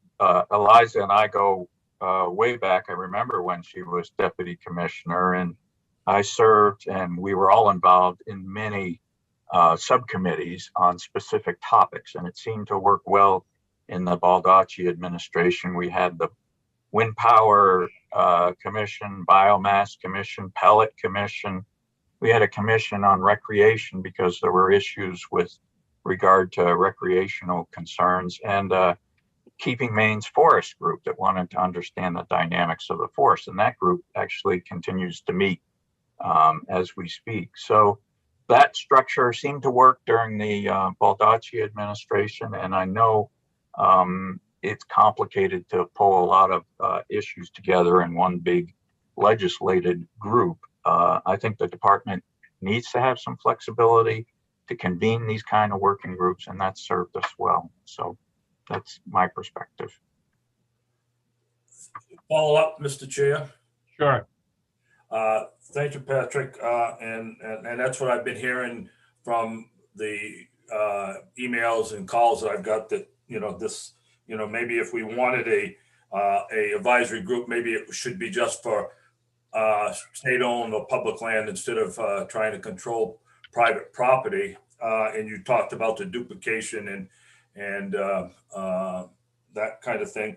The other two advisory boards, I think the IFW and the DM are both appointed by the governor.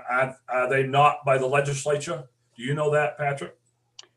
I don't. I was interested in finding that out. That would be a good good data point to have. I'm afraid I don't know offhand.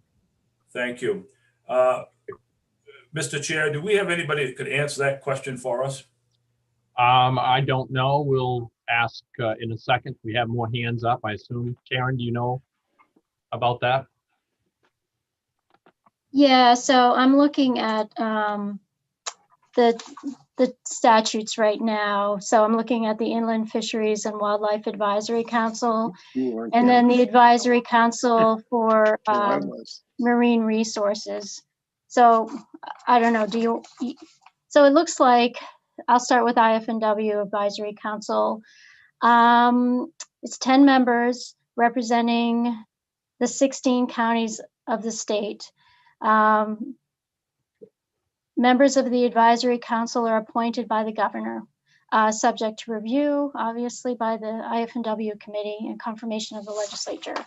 So the Marine Resources Advisory Council is 15 members.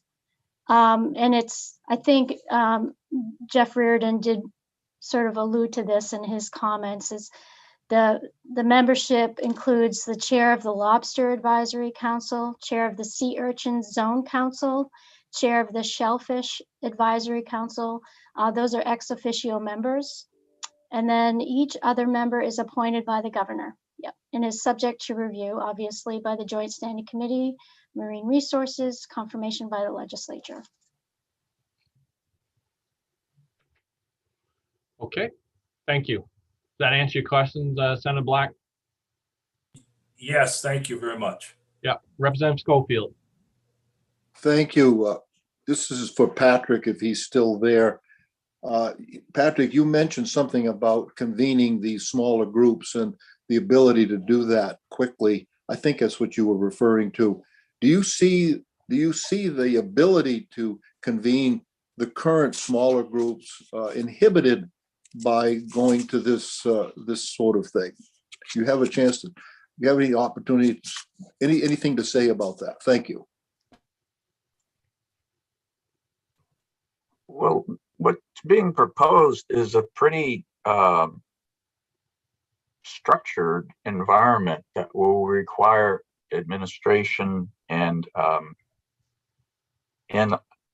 lot of different personalities. Part of the challenge of this body, as I look at it, is that it also will begin to shape policy recommendations and perhaps leave out other voices, because one landowner talking about broad landowner issues and the variety of landowners we have, from AMC to Irving to long-term family ownerships.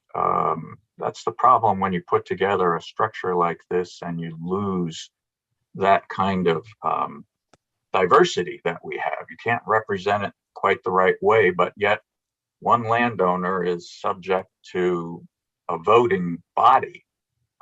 Those are much more formal. And I think that's what concerns me, is that you combine the legislative and the executive together in a process. There's less flexibility, more administration. I guarantee you there'd be more cost, because running these quick boards does cost something, and you have meeting times, but you also have an end date. Once you've solved the issue, you can dissolve them and move on to the next issue. I hope that helped. And as you pointed out, these are, for the most part, the state is privately owned. Out of the 95% forested parts of the state is privately owned. And so private landowners should have at least some say over their property rights. Would you agree to that? Yeah, that's the kind of challenge you face in all of this, is that we're structured in that the land is privately owned, but the resources of air, water, and wildlife are publicly owned. So there are different sets of responsibilities that the state has. And, you wouldn't think about regulating the farmers as one. There's a lot of different farmers out there. So I understand the tendency to call it our forest, and we need to save our forest, but it's no different from the farming community, where there are many different kinds of landowners that own that land. Thank you. Thank you. Representative McCray. You're still muted, Representative McCray. I had a question for Director Cormier, but when we get to that spot. All right. Any other questions for Mr. Stroud? Yeah, hold it. Representative O'Neill. Sorry, I don't know if I took my hand down. This is not a question. It was just more of a response, which is that if we go back to the list, we can see, as was noted, about there being many different kinds of landowners that that the board would have as participants. The statewide org representing the forest products industry. It would have professional logging contractors. It would have a representative of a commercial landowner that owns a large amount of forested land in the state, as referenced. It would have a representative of a nonprofit corporation that owns a large amount of forested land. I think if I can jump in now just to address some of what's been said. I also heard during the public hearing a request from SWOM to have a small landowner statewide organization, and I am proposing that as an amendment, and also, as I stated at the public hearing, to add a statewide org representing anglers.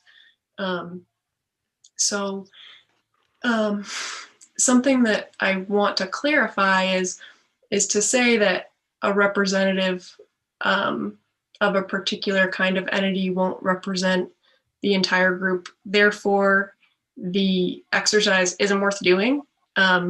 Really runs counter to what the point of this board is, because the whole point is to make a public space that's there, it's regular, and people can show up and talk. So if what we want is more people involved, if what we're objecting to is not having enough people involved, then I think what we should do is create a formal, public, transparent space where people can be involved. Representative, okay. Representative McCray. Yes, Director Cormier. This is in response a little bit to something that Representative Underwood brought up, and there may be some duplicative efforts that every department makes in different things. It seems to me, and I'm looking for your reaction to this, to what I'm about to say. It seems to me that if this bill passes, that there may in fact in your department be some, I don't mean conflict, but certain tasks would be set before two different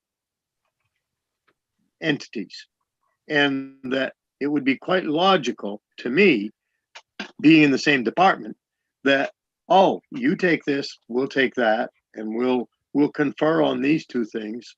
It just seems to me that if jurisdiction is sent to two different bodies within the same department, that there would be a more cooperative thing rather than a turf war. Could you address that, please? Sure, thank you for the question. So I do want to, in answering your question, we do have committees that are federally required as well. So some of our advisory councils at this point are already required. So we would be continuing with these groups. And the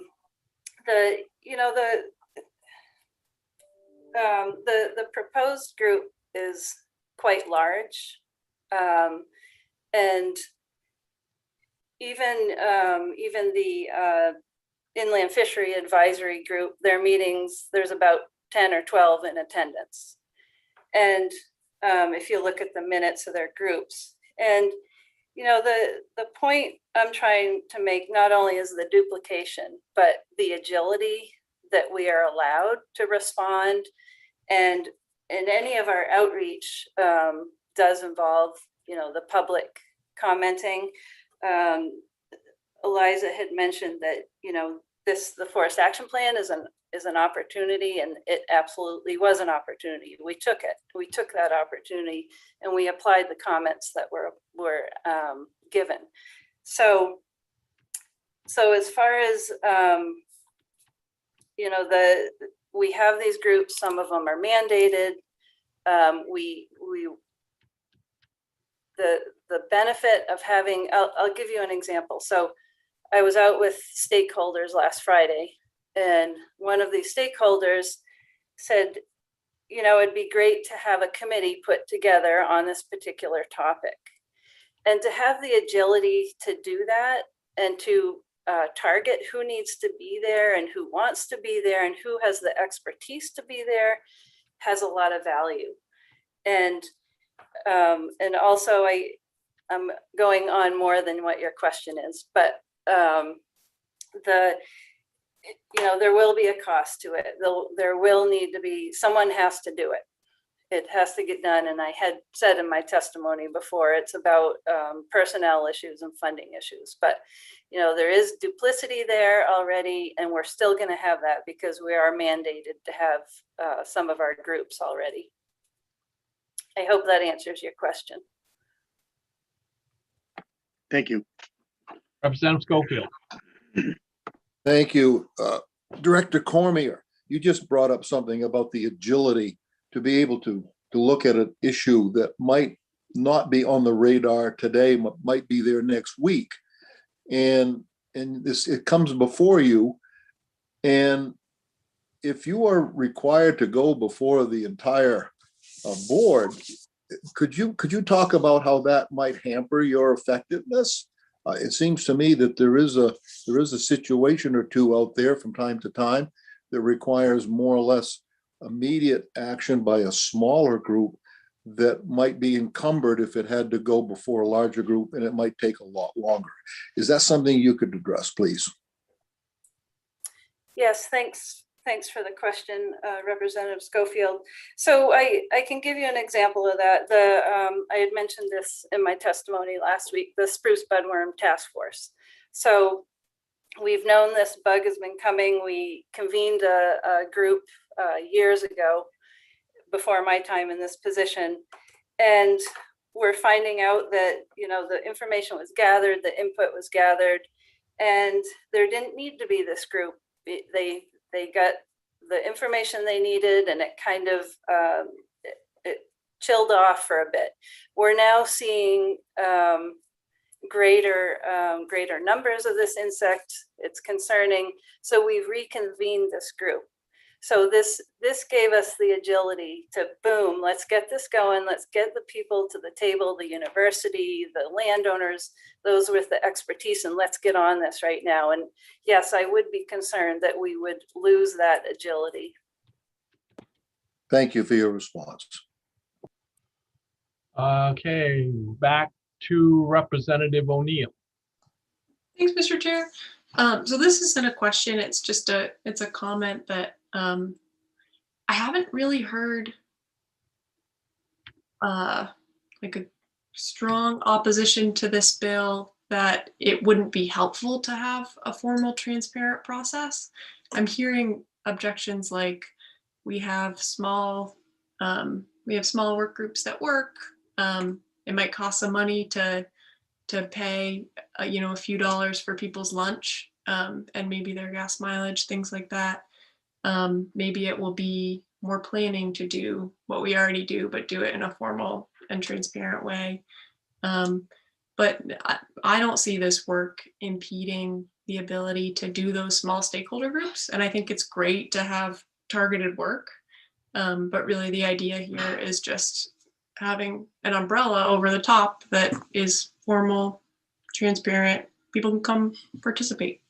So I just want to underscore that I think the individual targeted work groups that take place are great, and it sounds like people are getting value from that. So this is not intended to be an either or conversation, and I think that we lose something about the value when we say it has to be one or the other.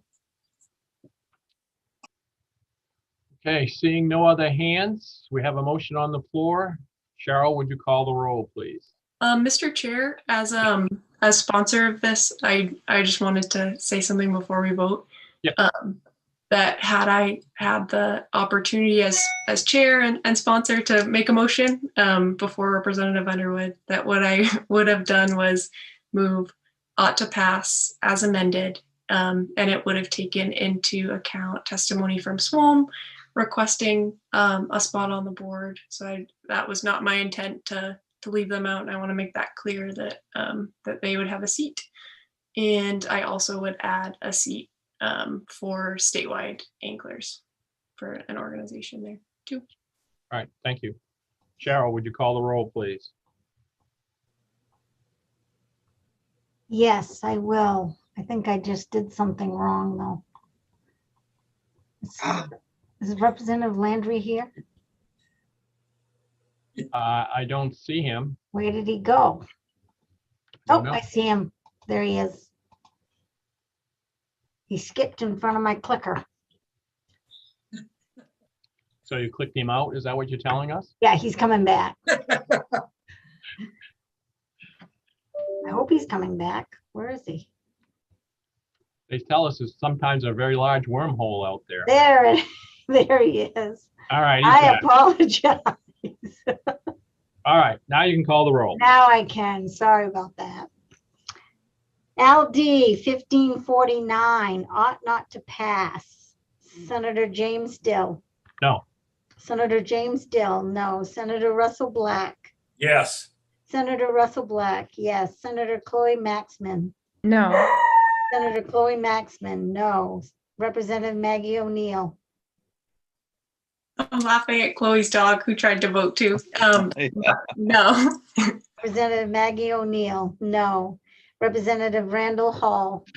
Yes. Representative Randall Hall, yes. Representative Thomas Schofield. Yes. Representative Thomas Schofield, yes. Representative Lori Osher. No. Representative Lori Osher, no. Representative Joseph Underwood. Yes. Representative Joseph Underwood, yes. Representative Scott Landry. Yes. Representative Scott Landry, yes. Representative Bill Pluker. No. Representative Bill Pluker, no. Representative Jeffrey Gifford. Yes. Representative Jeffrey Gifford, yes. Representative David McCray. No. Representative David McCray, no. Representative Susan Bernard.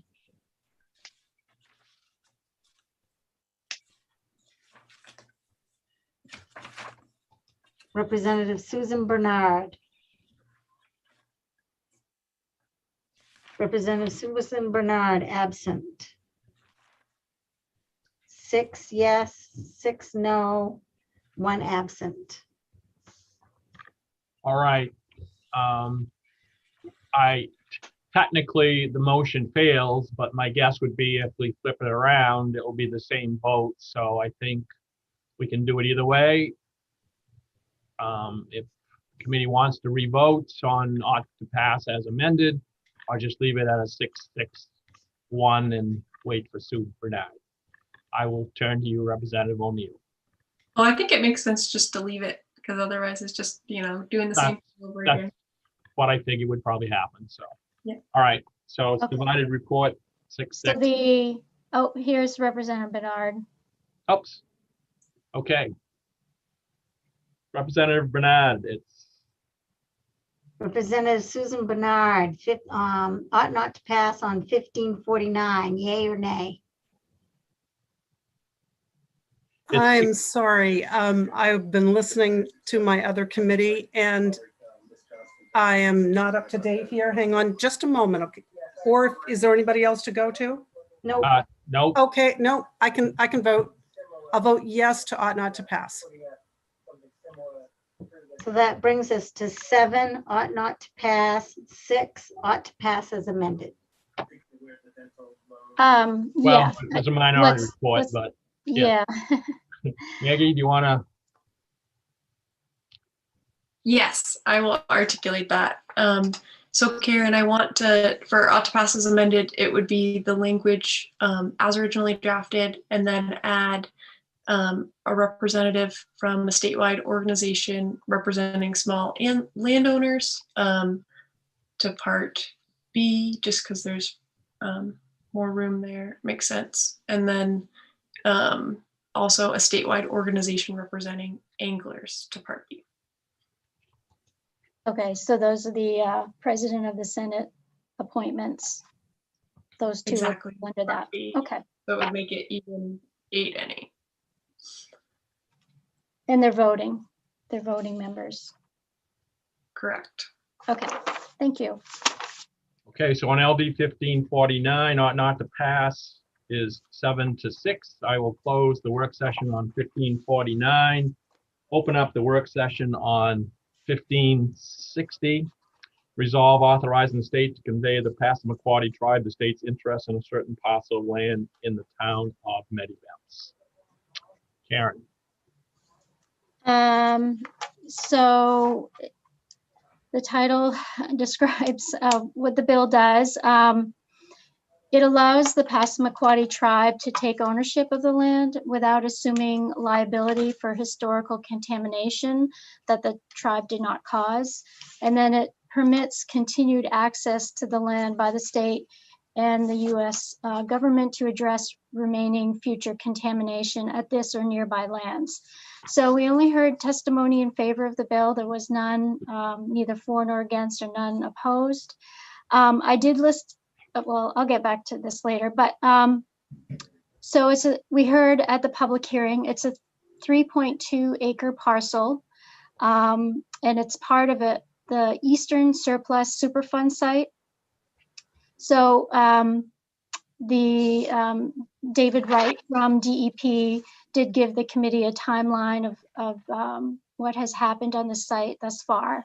So in 2000, the parcel was conveyed to DEP to resolve the owner's liability and to facilitate the site cleanup. And we heard that the Passamaquoddy tribe would like the parcel despite its listing as a Superfund site because of its cultural significance to the tribe.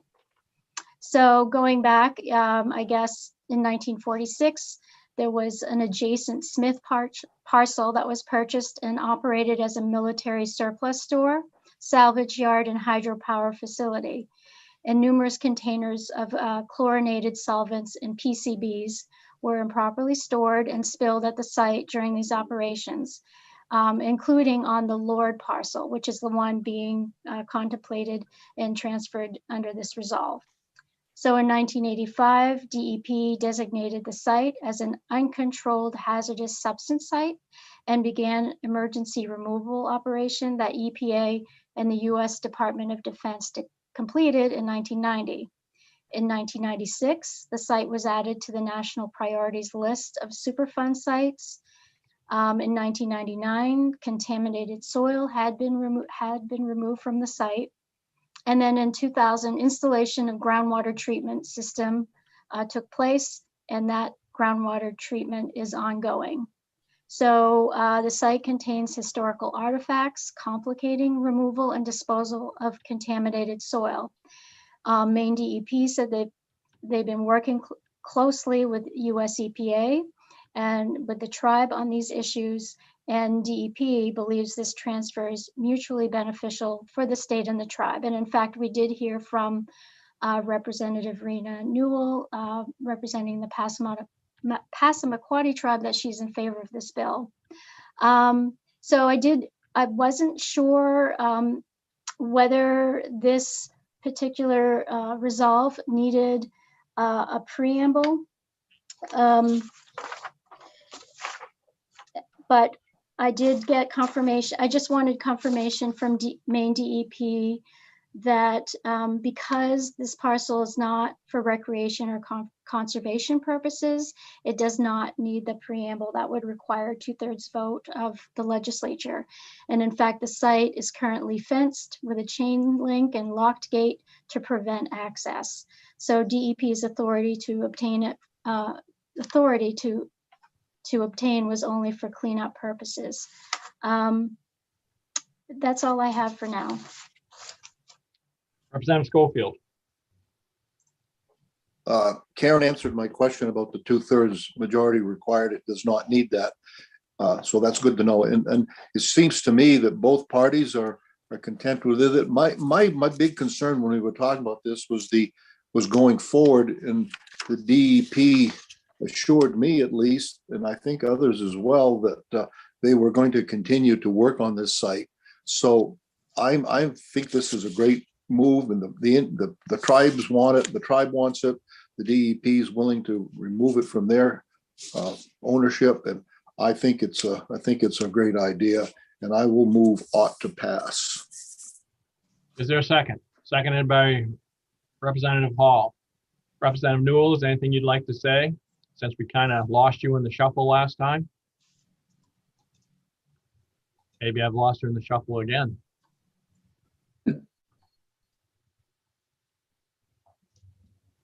Oh, there she is. Oh, there she is.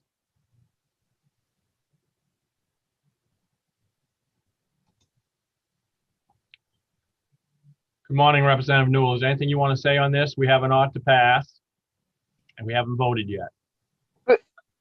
Yes. Good morning, Senator Dill. Good morning, Chair O'Neill and members of the ACF. It's a pleasure to be here today, and I've been listening along all morning, and I am currently traveling, but I did pull off on the side of the road.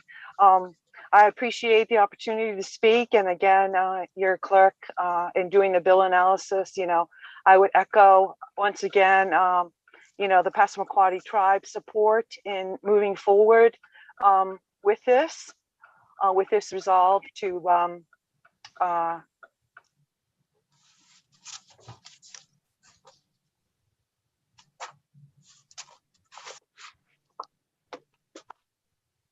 You all set? There you go.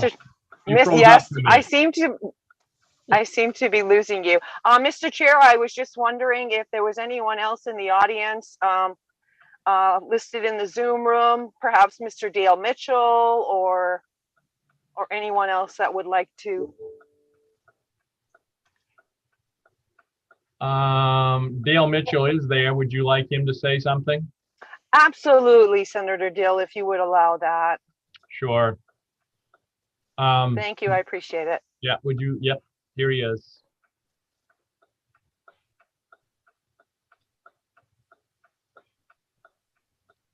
Welcome, Mr. Mitchell. Can you hear me? Or is he stuck in the wormhole? There, I can see a picture. Mr. Mitchell, are you there? Hopefully he'll show up here in a second, but I will go to Senator Moore. Yes, good morning, and thank you, Senator Dill.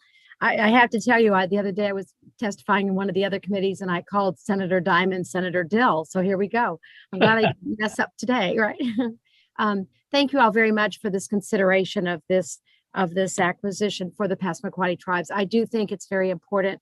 It hit home when he reported. My mind just went blank on his name, but when he reported that DEP is in the business of cleanup. They're not in the business of conservation. And the Passamaquoddy tribe is in that position, and they can take care of their cultural artifacts. And I think this is a very important item for us to do that and pass it on to the tribe. So thank you. Great, thank you. Mr. Mitchell, would you like to comment on this bill? I can't hear you though. I don't know if, Mr. Mitchell, I think you're muted.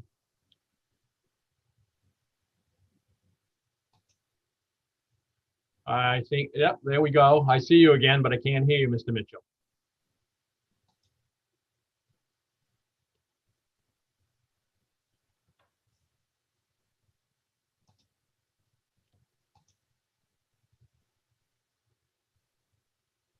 Still can't hear you, sorry.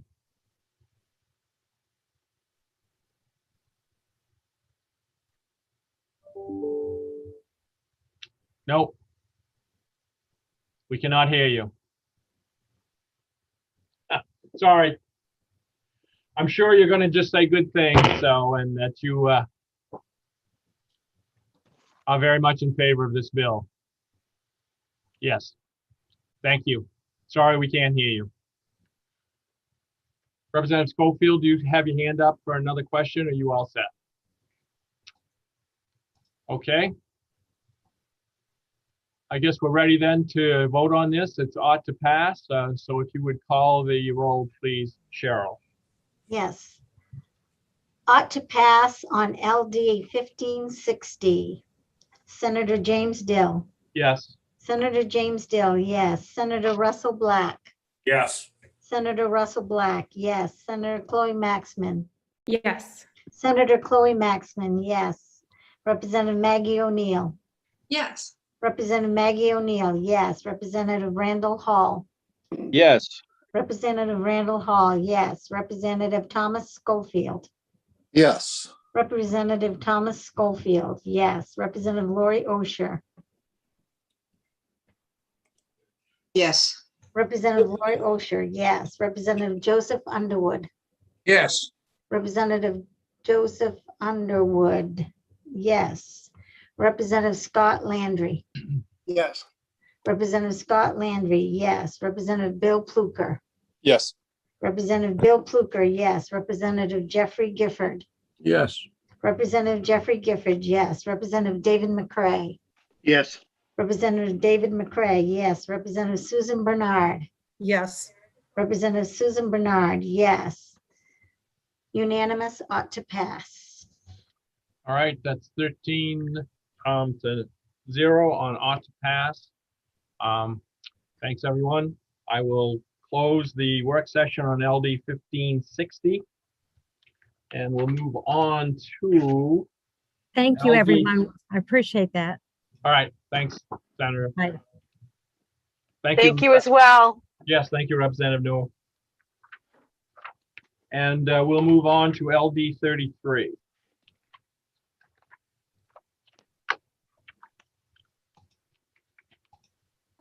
So this was tabled at the last work session. Okay, I have a motion to take this off the table. I move to take it off the table. Moved by Representative Hall and seconded by Representative Schofield. It's off the table. Karen.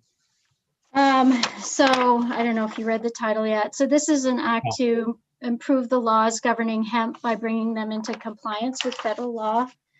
And it was tabled. I think there were some questions about section 1 in particular, which the federal rule requires for applicants for a hemp license that there must be a criminal history report to indicate if the applicant has been convicted of a state or federal felony related to a controlled substance for the 10 years prior to the date when the report was completed.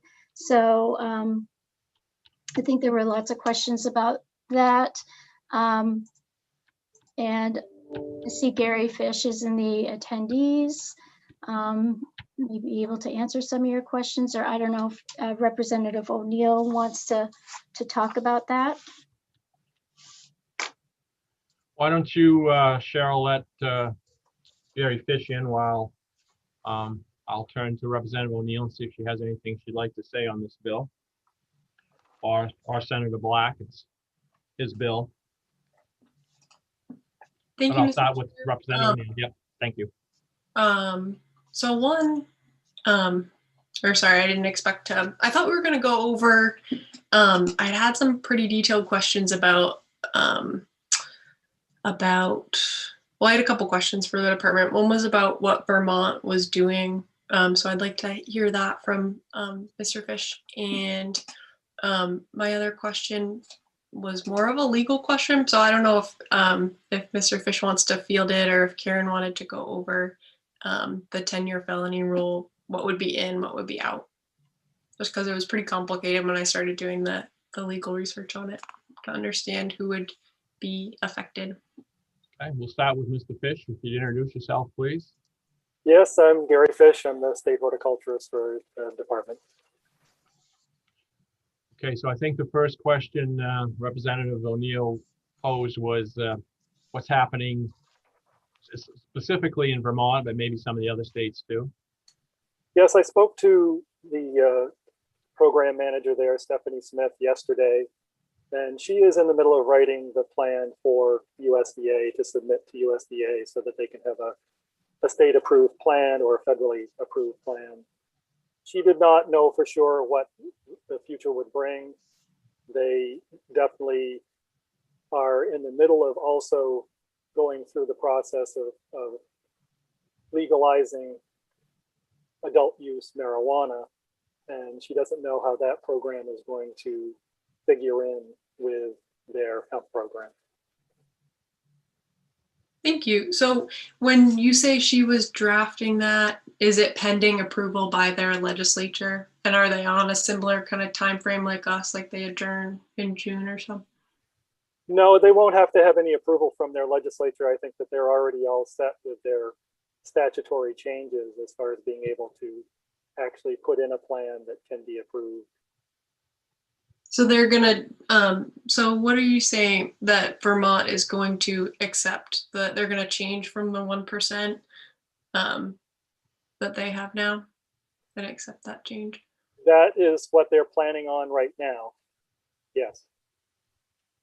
And their legislature has approved that? Their legislature hasn't been involved with that. No, they are working on the plan to submit to USDA, and that's as far as Stephanie would take it. Okay. What I'm confused about is that I had a off mic conversation and the indication was that it was still in process, and now I'm hearing a different answer. So I'm just confused. Well, this is just directly from Stephanie Smith, who is the program manager for the hemp program in the state of Vermont. Okay. Yeah, I'm not sure what to say, and perhaps we can reconnect about this just because I'm hearing two different things. Senator Black. So thank you, Mr. Fish, for being here. Could you just briefly, for the committee, pros and cons very quickly of passing or not passing this bill, so that we can update us a little bit? And then I have a follow-up question. Yeah, thanks, Senator Black, for that question. The pros are that then all hemp that's grown in Maine can circulate throughout the country. The markets would be open all across the country, and hemp growers would be able to take advantage of any of the federal cost share programs that are offered by the Natural Resources Conservation Service and the FSA, including some that are environmental and others that are just to help them market their crops. I also think that if we are to pass this bill and we continue to regulate hemp in the state, that our program manager, Mary Yoliner, is doing a great job trying to promote the crop and to get more people interested in diversifying away from the CBD production into fiber and grain production, which we think will be more sustainable in the state of Maine. It's harder for us to grow the crop that produces CBD and compete with the Western states. And I think that for the most part, generally, growers would prefer to be regulated by the state than to be regulated by the federal government. And we can do a great job with this, as we have been. I think that hemp growers have been very happy with the program so far, and it would be a shame to let it go at this point. What would be the cons of if we voted this bill down? What would? So yeah, that's great. Great to ask that. The cons would be, again, the growers, unless they get licensed by the USDA, they would again not be able to take advantage of any of the federal programs to help them with their either environmental situation or with their crops. It would also be, I think, as expensive or more expensive for the growers themselves. I have done some research with a couple of crop advisors trying to find out what would they charge to take the samples and have them analyzed for the USDA, because the USDA will not do that themselves. And they basically have come up with a number that is about the same or greater than our current costs for licensing with the state of Maine. And our costs are for sampling all the lots that they may have on their grow, which in some instances are 4 or 5 lots, whereas the costs that were given to me by the crop advisors were for individual lots. And so if they end up charging $600 per lot, then growers that have 3 or 4 lots are going to get a much higher cost than they are from the single license fee that we have, which covers all of their lots. Can I continue? Sure. Go ahead. In the testimony, when the bill was presented, I believe I heard the department say that if we don't approve this bill, then we risk the possibility of the federal government coming in and controlling anyway, right? Did I hear that? Right. If we don't have a state program, then the USDA will come in and license growers and regulate hemp in the state of Maine, or they will offer that. And, you know, basically I've also yesterday got a message back from the program manager at USDA AMS saying that if we were to not have a USDA approved program, but still try to license hemp growers, that they would have to report us to the Department of Justice and the DEA. And I know Representative O'Neill has spent considerable time working on this, and she has been in contact with some of the other states. Can you tell me firsthand what some of those other states? You talked about Vermont, but I think Representative O'Neill had contacted quite a few of them, and I was just wondering what you had heard, what the other states were doing. So there are a lot of states that have put off putting in a USDA approved program for this year, but I have not heard of many states that aren't planning to do it for the next season. There are other states that have asked the Bill Richmond, the USDA director for the program, about what would happen if they don't. But he would not tell me which states those were. I do know that Colorado is one that's similar to us, where they have legal marijuana, and they are in the middle of rulemaking to bring all of their rules and statutes into place with the federal law. I've got a copy of their proposal that I downloaded a couple of days ago, and basically it's all their language matches exactly what's in the federal rules and the federal statute. Beyond that, I know that Massachusetts has an approved program. New Hampshire does not and never has and never intended to. I'm quite sure that Connecticut is looking to have a federally approved program. And you know, there hasn't been recently in our national meetings that we have with all the other hemp regulators a poll question about whether or not people are not going to consider going ahead and becoming compliant with the federal rules. Thank you. Representative Pluker. Thank you, Mr. Chair. Thank you, Mr. Fish, for being here and all the work you've put into this program. Just go into the Justice Department, getting reported to the Justice Department. I know, do you know how that's worked? Have they reported Maine to the Justice Department for sale of marijuana? No, I do not, and I don't know what happens with that at all. Yeah, I would be amazed if they started enforcing some sort of rules against hemp when they aren't enforcing any rules against our growth and sale of marijuana. The other part, you mentioned maybe expanding the market for grain or biomass, but I'm looking at the report from, I think this is from 2020, the most recent report from your office, and it looks like there's no growers who are selling outside of Maine or maybe even inside Maine who are producing that from hemp. Is that true? There was one grower that did a grain trial this past year. I don't believe that they marketed any of that.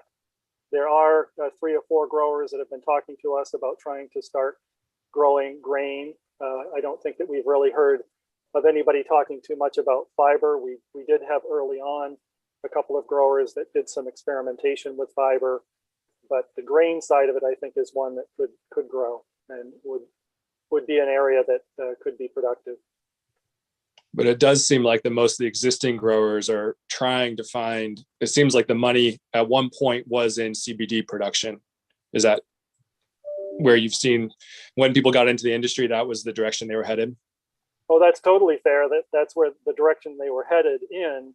I'm not sure there was a lot of money there. And we do know that there are a lot of growers that are still hanging on to their crop from this last year and some from a couple of years. Yes, thank you. There's a lot of folks hanging onto their crop hoping for sales that it looks like haven't materialized. Because I'm just also looking at that same report where paging down or paging up, I'm going to find it here, where it looks like the number of acres licensed, or let's say planted for outdoor hemp between 2019 and 2020 went down from 2,081 to 176. So it looks like it came apart. It came apart pretty badly. Could you give a comment why you think that happened? There's definitely been a dramatic decrease in the number of licensees as well as the acres. We went from 200 licensees in 2019 to just a little over 100 in 2020. I think what's happened there is multiple things. One is the topsy-turvy way that hemp has been regulated up to this point, and not really understanding what is going to be happening for the future. But I also think it's people finally recognize that there was a glut of hemp already out there, and that there were a lot of problems with trying to develop the markets and develop the contracts, and a lot of people had contracts that were not carried out, and I think that people eventually got that news. Yeah, totally agreement.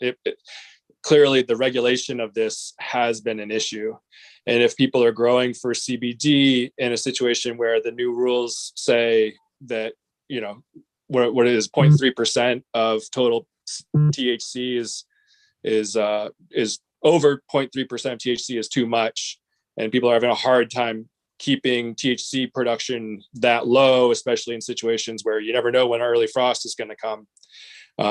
Would you say that's also been a challenge for some of the growers? It has been a challenge for some growers that are growing the wrong varieties, and it's an area of research that really needs to be done across the country. It's not only a problem in Maine, but it's a problem across the country. There are certain varieties that do well and probably will do well in Maine that can meet the 0.3% and still produce a fair amount of CBD. The problem is that with a crop that hasn't been regulated for a very long time, the seed that's out there or the plants that are available are just very uneven, very unreliable, and apt to end up having multiple phenotypes in a seed variety that obviously shows that there's no quality control there. And so looking at, even you would say that would it be harder to grow a crop in a situation where you might have an early frost, grow a crop that meets the THC regulations, if you're growing a crop in a situation where you don't know if there's going to be early frost, and or there might be increased drought conditions like we're seeing with uneven weather trending from climate change? Would you say that would increase the challenge? From the research that I've looked at, any kind of stress on the plant is likely to cause THC to increase as well as CBD. And there's not much that can be done about that. The research needs to be looking at short season varieties. We have had frost problems for some growers in some areas, trying to grow plants that probably weren't maturing soon enough. There's still a lot to be learned for all those growers in terms of what varieties to grow and when to harvest. And there's still problems with storage. A lot of people are harvesting crop and really have no place to store it and can't find a place to store it. It's in its infancy. And I think that by passing this and allowing the department to continue on with the program, it would be very beneficial to help this market get through this crunch right now and hopefully get back to where they can start being more sustainable. Thank you. And then just one final, there might be a series of questions here, but talking about, you mentioned that the majority of growers wanted to be USDA licensed, but looking at the survey that you sent us, it looked like it came in exactly split, 17-17. Yes, it did come in exactly split. At the time, it wasn't that way. And if you read the survey very carefully, you find out that the reason why they don't want to be USDA certified is because of the THC level, and the THC level isn't something that is negotiable. It's something that if you want to have a program where you're going to be able to sell hemp throughout the United States, you have to submit to the 0.3% THC standard. Yep. So to the committee, what I would say is we're in a situation where we are losing acreage. We've lost approximately 90% of our acreage of hemp production in the last couple of years. We're in a situation where it's increasingly difficult to grow a crop intended for production of CBD. We're also seeing, I hear Mr. Fish saying, we'd like to be growing things that are not producing CBD, that are growing fiber or grain, but we're not seeing that happening right now. We're just seeing the over-regulation of our industry, essentially killing this industry. And from my point of view, as well as the growers' point of view, this is happening because of the USDA regulation and their rules around THC, which I personally haven't spoken to as many people as Mr. Fish on the issue, but that is universally an issue, is trying to keep your THC production down. As a state, we've recognized that THC production in a cannabis plant is not the end of the world, that there are medicinal effects from that can be of value to the community. So all of this leads me to feeling that the USDA is actually killing our hemp industry, and it will continue to be pressured by continued regulation from the USDA. I feel that if the Justice Department is not coming after us because of our marijuana growing program within the state, I don't think they're going to come after us for our hemp growing, something which they've legalized and descheduled. And so for all of those reasons, I'm not in support of the bill. Okay, and then there's one other aspect of this bill, which is that it makes it illegal for anybody with a drug felony in the last 10 years to become a participant in a business growing hemp. Why am I as a legislator who has a ethics and a conscience and morality, why would I want to exclude people with a criminal history from growing food, from growing a healing medicine, something that's recognized as food and medicine by the USDA? Why am I excluding those people from this production? It doesn't make sense for our rural communities where farmers, the rural community comes from a group of people who don't necessarily have a lot of money behind them. We know that the poor and people of color tend to have a higher rates of criminal prosecution for drug possession. Why? So I'm seeing this from so many places. I'm seeing the USDA is killing our industry. I'm seeing the USDA is forcing us to follow rules and laws which are going to exclude the people of my community from the ability to grow to have a farm. There really is, and if you look back to the growers, they're split as to whether or not they even want the USDA to regulate them. And if we don't run our own program within the state that's USDA certified, those growers who do still want to be USDA certified and want to grow and ship their product from out of the state, they can work with USDA directly. This does not cut them off from being able to do that, though I do hear Mr. Fish in saying that the potential for increased bureaucracy is most definitely there. Thank you, Mr. Chair. Representative O'Neill. Thank you, Mr. Chair. All right, I'm trying to remember. So there are a couple things I wanted to add. Just that I took a hard look at the survey. That was an even split of whether stakeholders, farmers wanted to take on these new USDA restrictions and comply or not. So there was an even tie at the time when it was done earlier this year. And as Mr. Fish cited, the THC level and the 10-year felony rule were two big things that were talked about. And when we met with some farmer producers, folks were saying that did value working with Gary and the state program, that they felt like it allowed them to have more flexibility, but that these new federal rules do not.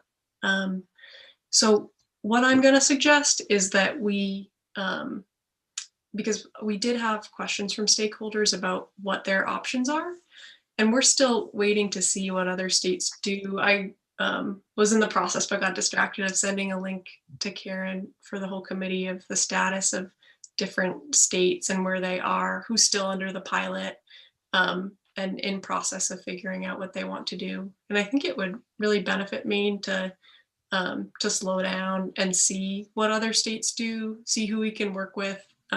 Maybe there's an opportunity to link arms with a state like Vermont, to meet with stakeholders about what they want to see, and see if we can slow it down and advocate for folks so that they can get better options. And one thing that we did float was, maybe there is an opportunity to conduct business differently in Maine. And if you want to get a USDA license, do that.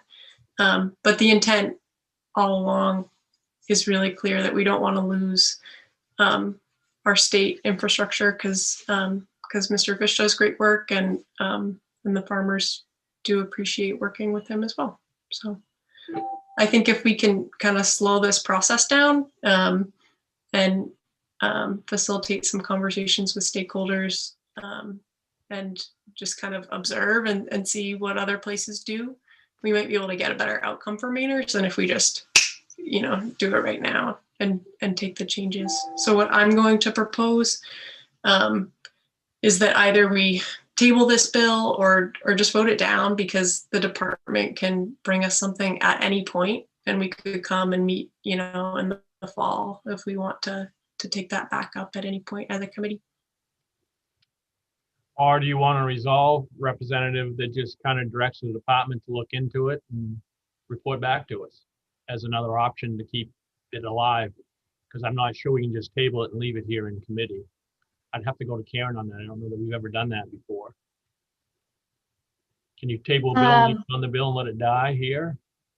No, I mean, you would either carry it over, or to avoid the carryover limit, you Right. would turn it into a resolve, and then you would have the authority to submit a bill in the next session. Right. I didn't think we could carry it over. Table it. Senator Black. I'm sorry, did you make a motion? Yeah, no. I was just trying to throw some options out there and input, but I think our options are clear in that the department can either return, I feel like I have plenty of access to the department and Mr. Fish to have these conversations. If we want to put down into a resolve that they engage in this work and connect with us on it at a certain point, we can do that too. Right. Does that sound better to people to do it more formally? Whatever, we'll have further discussion. We'll see if we can come back to you, Representative. Senator Black. Thank you, Mr. Chair. And I hear what Representative O'Neill is saying, that we really need probably more time. And I guess my preference would be that we would make a resolve out of this, and that we would have the department work with stakeholders. Representative O'Neill said that, they could bring it back anytime, that they probably can. But I think if we had a resolve and had them report back to us on the progress and what the USDA is doing, and we put out a bill and do something next year, would be my preference. But this was the department bill, and whatever the committee wants to do with it, I'm not too strong either way. I think that in regards to what Representative Pluka was talking about, acreage loss and trying to put, placing the blame there.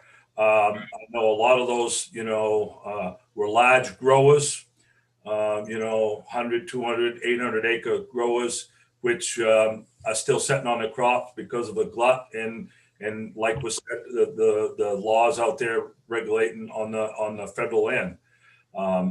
And I don't think that's going to change in the near future too much. But it's, I don't have a preference one way or the other very much, whatever the committee would like to do. Representative Gifford. Thank you, Senator Dill. It's been many years since we first started this.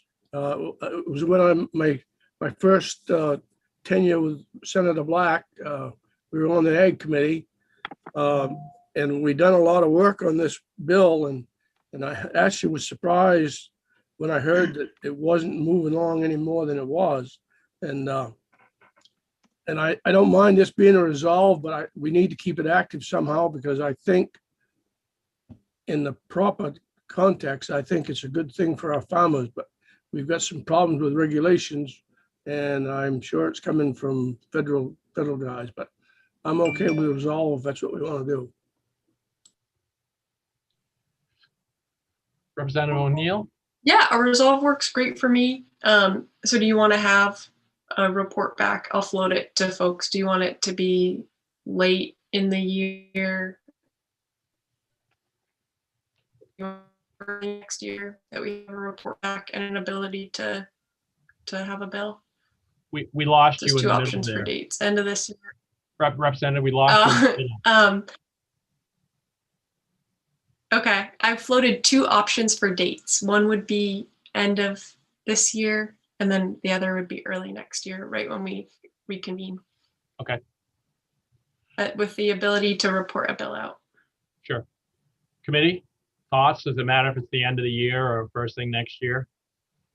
Department, Gary Fish, does that make much difference to you if we said late in the year or first thing, early in January, but January 15th or something? Yeah, thanks, Jim. And I do really hope that you'll give us a resolve, because doing this is kind of a little bit out of character. But sure. Basically, we need to have a decision, or we need to do something by the beginning of 2022, or else that's at the point where we would, be in non-compliance. And I agree, with Representative Pluker. They're probably not going to come after us. I was just, putting the words out that I heard from Director Richmond. And so I end of year, I guess, is the latest that I would want it to be. Go ahead, Representative O'Neill. That works for me. Sorry, I don't know if my internet's working. Okay, so if we go with the end of the year, then with the resolve, with us be able to report our bill, we could do that, first thing when we start in January. We have the report by the end of the year. So perfect. All right. I'll second that. I'll second that. Second what? I don't know. You were fading in and out, Representative O'Neill, so I don't know if you actually made a motion or not. That is a motion. Okay. So Karen, do you have the motion that Representative O'Neill and Senator Black have made? Yeah, so it's my understanding we're going to strike and replace the act with a resolve, and essentially in general terms, and I'll work with Gary on the language, just asking, the department to continue work on this and to report back to the committee. I don't know, is December 31st or mid-December, Gary, December 15th? Yeah, December 15th, not 31st. Please. Okay. So a report back December 15, 2021, and I will explicitly say in the resolve language that this committee has authority to submit a bill, and I'm just going to say 1/30th to avoid any, in case you have any more special sessions. Okay. Any further discussion? Seeing none. Ought to pass as amended. Cheryl, please call the roll. LD 33 ought to pass as amended. Senator James Dill. Yes. Senator James Dill, yes. Senator Russell Black. Yes. Senator Russell Black, yes. Senator Chloe Maxman. Yes. Senator Chloe Maxman, yes. Representative Maggie O'Neill. Yes. Representative Maggie O'Neill, yes. Representative Randall Hall. Yes. Representative Randall Hall, yes. Representative Thomas Schofield. Yes. Representative Thomas Schofield, yes. Representative Lori Osher. Yes. Representative Lori Osher, yes. Representative Joseph Underwood. Yes. Representative Joseph Underwood, yes. Representative Scott Landry. Yes. Representative Scott Landry, yes. Representative Bill Pluker. Yes. Representative Bill Pluker, yes. Representative Jeffrey Gifford. Yes. Representative Jeffrey Gifford, yes. Representative David McCray. Yes. Representative David McCray, yes. Representative Susan Bernard.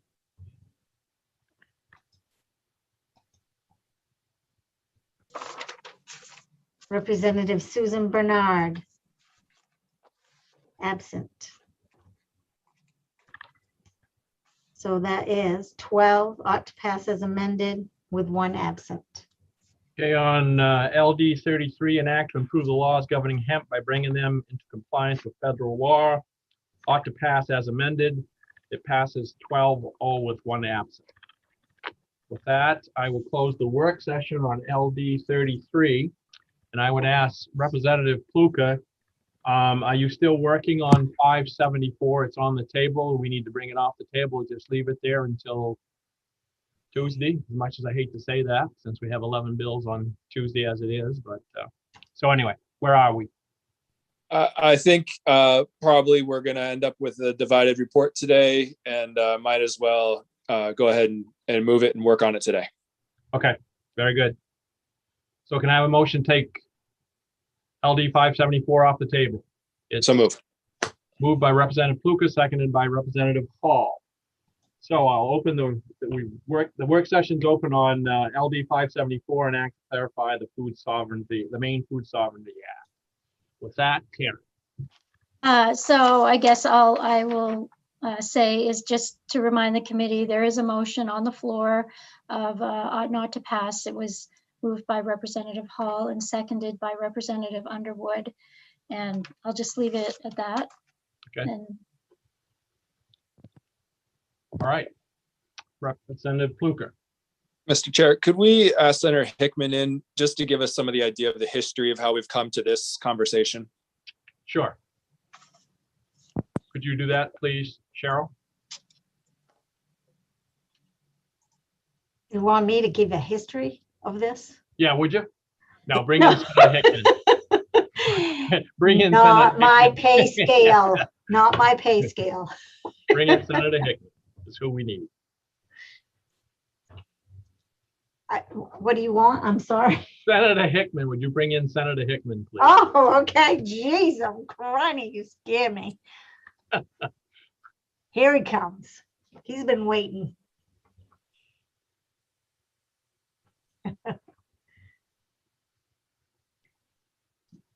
Senator Hickman, good morning. Good afternoon now, sorry. Mr. Chair, how are you? Good. I'm Craig Hickman, and I represent Senate District 14, 11 towns in southern Kennebec County. And I'm happy to be here today to answer any questions you might have. Representative Pluka, did you have a specific question you wanted him to address to begin with? I did, thank you. Senator Hickman, I know you've been working on this issue for years and multiple terms in the House and now in the Senate.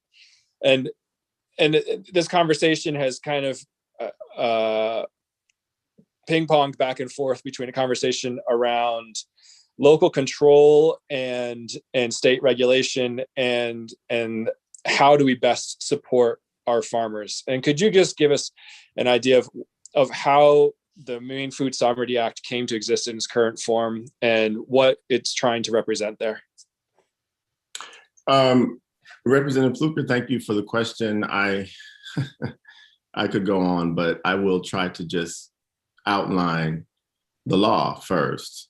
And I think in outlining the law, there will be, I will be able to talk about how we got here. I first put this bill in 475 when I was a freshman in the 126th, sat 4 seats down from Senator Dill. And it was a concept draft. And then when we figured out the language, we had Mr. Reed from the Attorney General's office come down to tell us that what we had done with the language of that law was we sort of settled the question of preemption, which was state preemption over a local ordinance, which is what we were trying to do. So as the bill went through different forms, we put it in front of the State and Local Government Committee, not to get a better vote, as some people thought, but because the State and Local Government Committee deals more directly with municipal ordinances. And so this committee doesn't. And it just seems that there's been some misunderstanding about ordinance power under home rule authority. So if you look at Title 30A, ordinance power, Section 3001, and I don't know if anybody wants to look that up on their computers, but I guess you have to take my word for reading it. It says any municipality, by the adoption, amendment, or repeal of ordinances or bylaws, may exercise any power or function which the legislature has power to confer upon it, which is not denied either expressly or by clear implication, and exercise any power. A municipality can exercise any power or function granted to the municipality by the Constitution of Maine, general law, or charter. I've listened to all of the work sessions on this bill, and I don't remember who said it, but there was a sense that somehow the state was granting this authority to municipalities, or it wasn't. But the truth is the Constitution grants this authority to municipalities. And further in that ordinance power section, it says, there is a rebuttable presumption that any ordinance enacted under this section is a valid exercise of a municipality's home rule authority, and that the legislature shall not be held to have implicitly denied any power granted to municipalities under this section unless the municipal ordinance in question would frustrate the purpose of any state law. There is the rub. An ordinance can only be preempted by state law if it frustrates the purpose of any state law. So 4 years ago, when we worked with then Attorney General Janet Mills, who is now the governor, and worked with Governor Paul LePage to bring all of the elements of food sovereignty into one chapter, which is what we have in Chapter 8F, the Maine Food Sovereignty Act, that was done in order to strengthen the law. But an analyst who worked on this committee alongside Karen, I cannot remember her name, when we did the emergency session in October 2017, made it very clear to us that even though we had settled preemption in our draft, it wasn't strong enough to weigh. If you look at Section 284 of the Maine Food Sovereignty Act, which is where the bread and butter of the law actually is, it says, a municipality may adopt ordinances regarding direct producer to consumer transactions, and the state shall recognize such ordinances. The first version of the bill ended there, but the analyst said, you have to clarify that. What do you mean by that? And what we meant by that was the state, by not enforcing those state food laws with respect to those producer to consumer transactions that are governed by the ordinance. What that means in plain terms is that the department, the state, all of the state, not just the department, the judicial branch, the executive branch, the state has no power to enforce against an ordinance as it defines those transactions. And so that to me is where the bread and butter is. The committee has spent a lot of time looking at the definition of direct producer to consumer, which is fine, except that under the terms of the law, a municipal ordinance that defines those transactions, however which way it defines those transactions, has to be respected by the state by not enforcing any laws against it. But there's another part of the Food Sovereignty Act that has not been looked at all in the conversations that I have heard, and that is Section 283, which is all about the intent and purpose of the law. You don't have to interpret it. It's actually just right there in black and white. It says this: the department shall support policies that, and this is what the department shall do, not what it may do, not what it shall do only in a pandemic, but it's what it shall do. It shall, through local control, preserve the ability of communities to produce, process, sell, purchase, and consume locally produced foods. Local control is an ordinance. That's the mechanism whereby this happens. And the department is to support, it shall support that. It shall also ensure the preservation of family farms and traditional foodways through small-scale farming and food production. Traditional foodways was in one of the original versions defined in the Maine Food Sovereignty Act, but we left it in the statement of purpose because it has a meaning that is understood by food writers and archaeologists. And it is simply this, that a foodway includes customs of food production, preservation, preparation, presentation, gathering, marketing, both buying and selling, uses of food products other than for eating, and food folklore. So it's basically where culture and history come together. Traditional foodways in my culture, or at least in my family, meant this.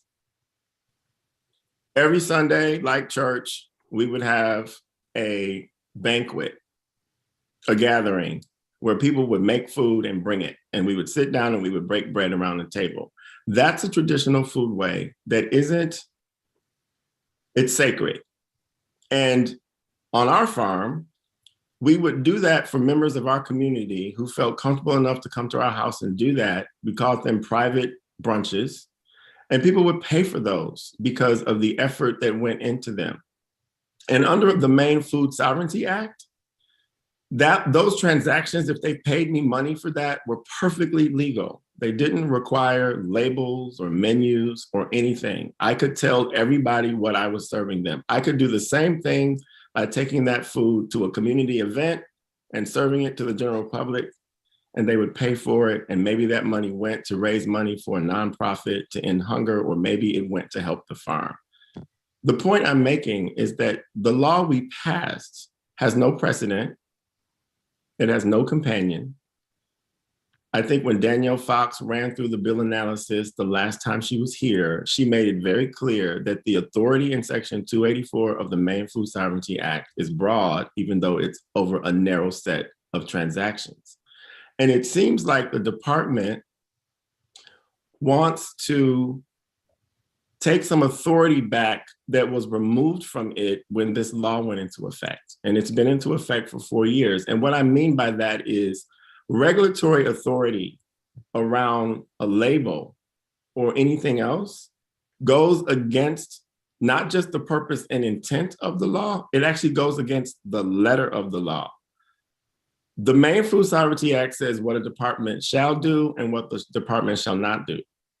What it shall do is support things, and what it shall not do is enforce state food law. So if you vote the bill down, the law remains intact. One of the people around the state, and I want to tell the committee, if they don't know, that since this law went into effect, the number of food sovereign towns increased to about 87, as far as we know, that represent more than 225,000 Mainers who have been engaged in their local processes and have decided that food sovereignty is right for them.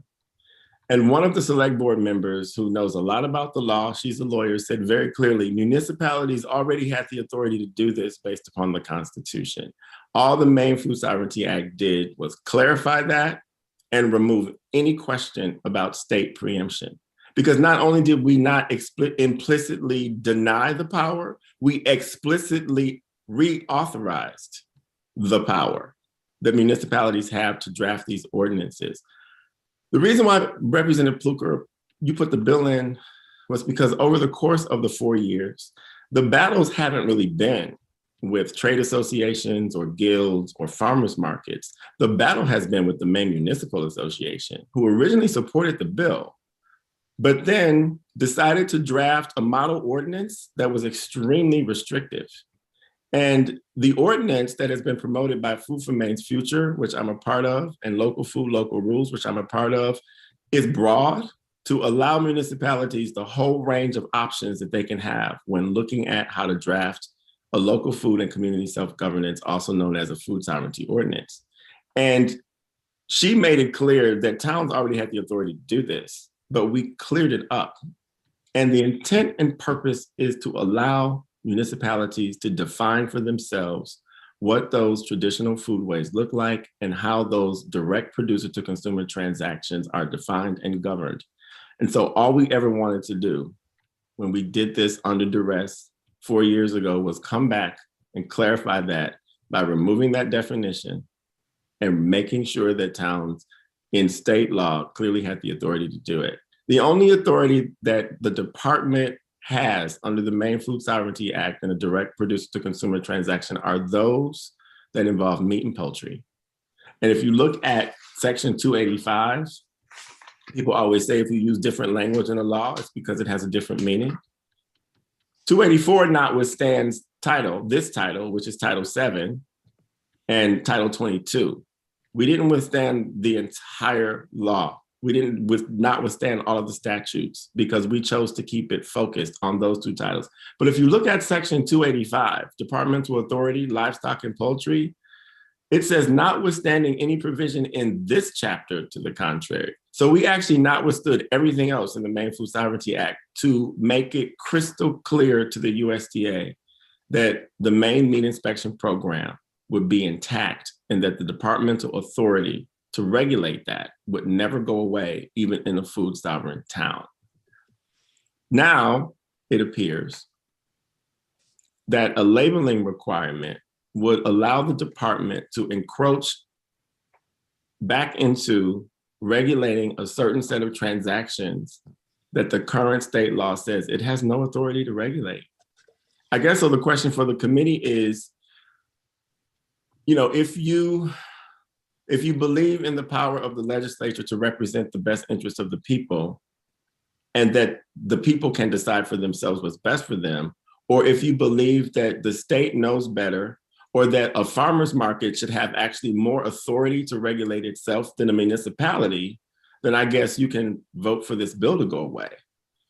But I've heard a lot about the Administrative Procedures Act in the last year in a very derogatory way. It's been called the deep state by a lot of folks. I don't call it the deep state. It's really just the administrative state. And sometimes what happens with regulators who love to regulate is that they take a law and they take the authority to regulate based on that law, and they put something in their regulations that subverts the intent of the law.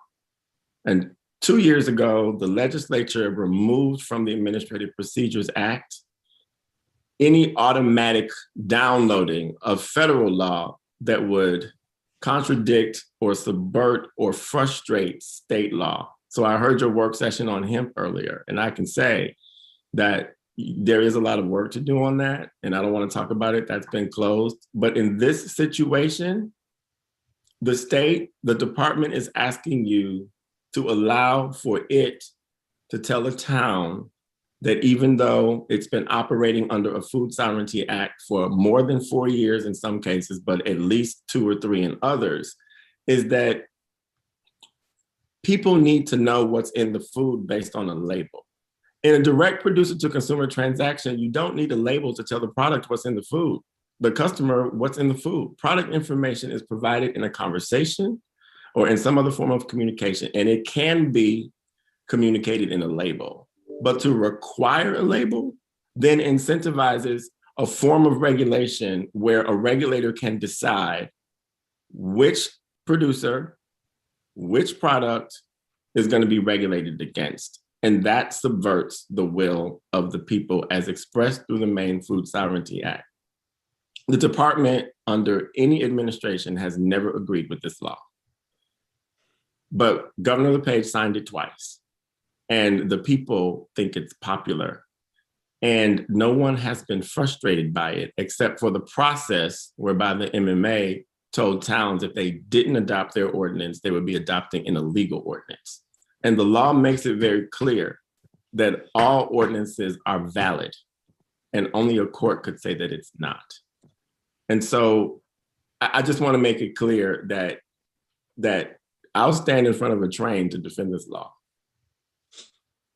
I wrote it, I've studied it, I've defended it, and I think that it's working really well. In the wake of the pandemic, Maine basically existed in a state of food sovereignty.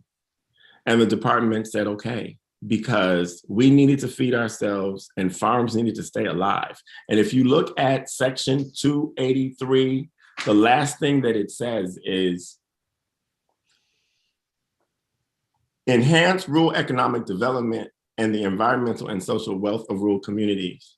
And another thing it says that the department shall do is promote self-reliance and personal responsibility by ensuring the ability of individuals, families, and other entities to prepare, process, advertise, and sell foods directly to consumers intended solely for consumption by the customers or their families. That's old school, basic, let's take care of each other. And farms flourished in the middle of a pandemic because they operated under food sovereignty by default. And there is a new meat market over here in Farmingdale. And I was in there the other day and I said, you guys are popping up all over the place. When did this happen? COVID. I'm like, so COVID expanded your business? They said, yeah. I said, how so? Because people wouldn't stop buying our food. And now we have 2 other outlets that are open to the public. And so this bill has done exactly what it's supposed to do. It's fed more people, it's saved more farms, and there's no reason to do anything with it, in my humble opinion, as lawmakers, except make it more clear that communities define for themselves what direct producer to consumer transactions are, not the legislature. Thank you, Senator Hickman, and thank you for that. Was a lot, and clearly your years of experience and have informed your conversation and the depth of knowledge you have around this. I want to try to summarize there in just a couple sentences. One is that this law is about taking the fundamental right we have preserved in the Constitution to home rule, to regulate ourselves in our own towns, and applies it to food in a way that's about local control. It's about farmers having the ability to grow their food and sell it in a way that makes sense to them and is regulated by their towns. So about a way of preserving small scale farming, improving our health and well-being, which is even more important in times of pandemic. And then that's what it's about. And that when folks are coming to us and saying that they're worried about the health implications of food sovereignty, that there's actually no data behind that, saying, as we heard from Director McBrady, that they haven't, as a department, they haven't heard of any instances of people getting sick. So the fear that people have around people getting sick, it's not borne out yet by real data behind that. So I, as one, want to stand up for small farms, home rule, the right of farmers to grow the food they want to grow and sell the food that they want to sell. And when I start getting afraid of that power of farmers to grow and sell their own food, I recognize that that's something that's been done, that it's actually a right that's preserved in the Constitution, that the Maine Food Sovereignty Act formalizes in a way that's actionable by our towns. And that's what this conversation is about, more than anything else. Thank you, Mr. Chair. Yeah. May I just say one more thing based upon what you just said? People aren't stupid.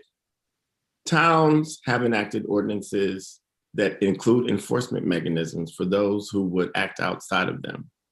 And the ordinance law says very clearly that all penalties established by ordinance shall be recovered on complaint to the use of the municipality. So some municipalities probably have decided that they can raise some revenue by enforcing their own ordinances around food sovereignty acts.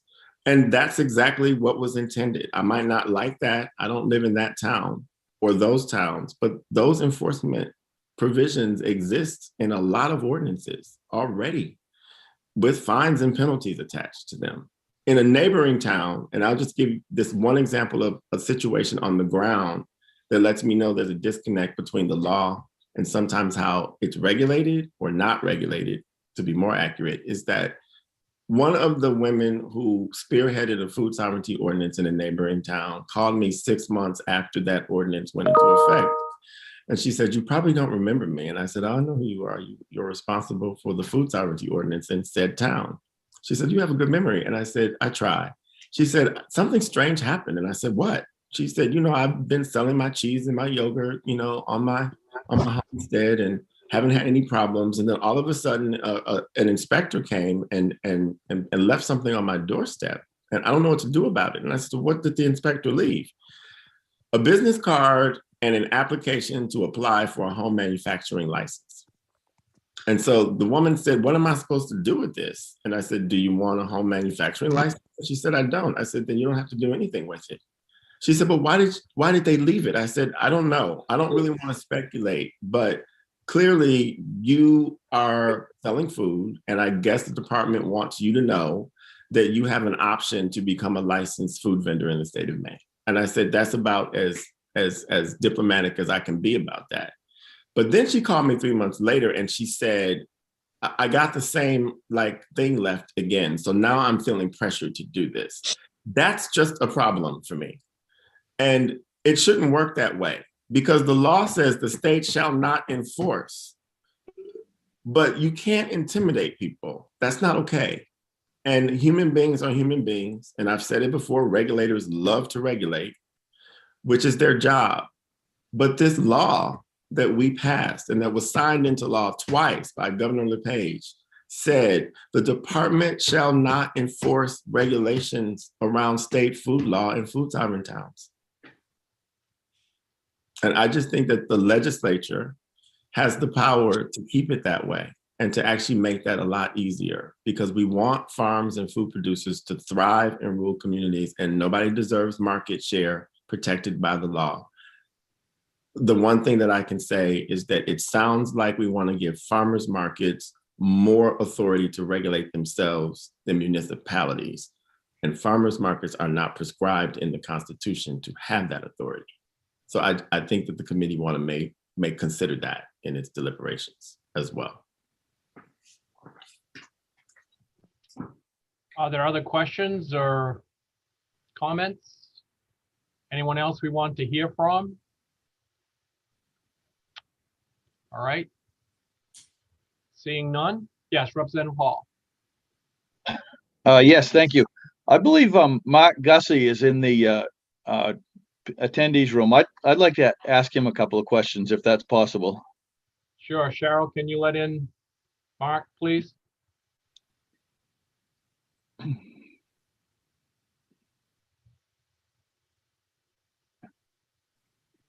I'm here. I guess my camera is not working. I apologize about that.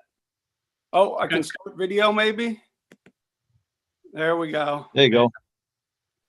Yes, Representative Hall, go ahead. Yeah, thank you, Senator Dill, and thank you, Mark, for taking time out of your day to be here to listen to this workshop. Can you give us a little update on how the farmers markets work and what the rulings are on those? Just maybe enlighten us a little bit more on that, please. I can, thank you. Let me say this.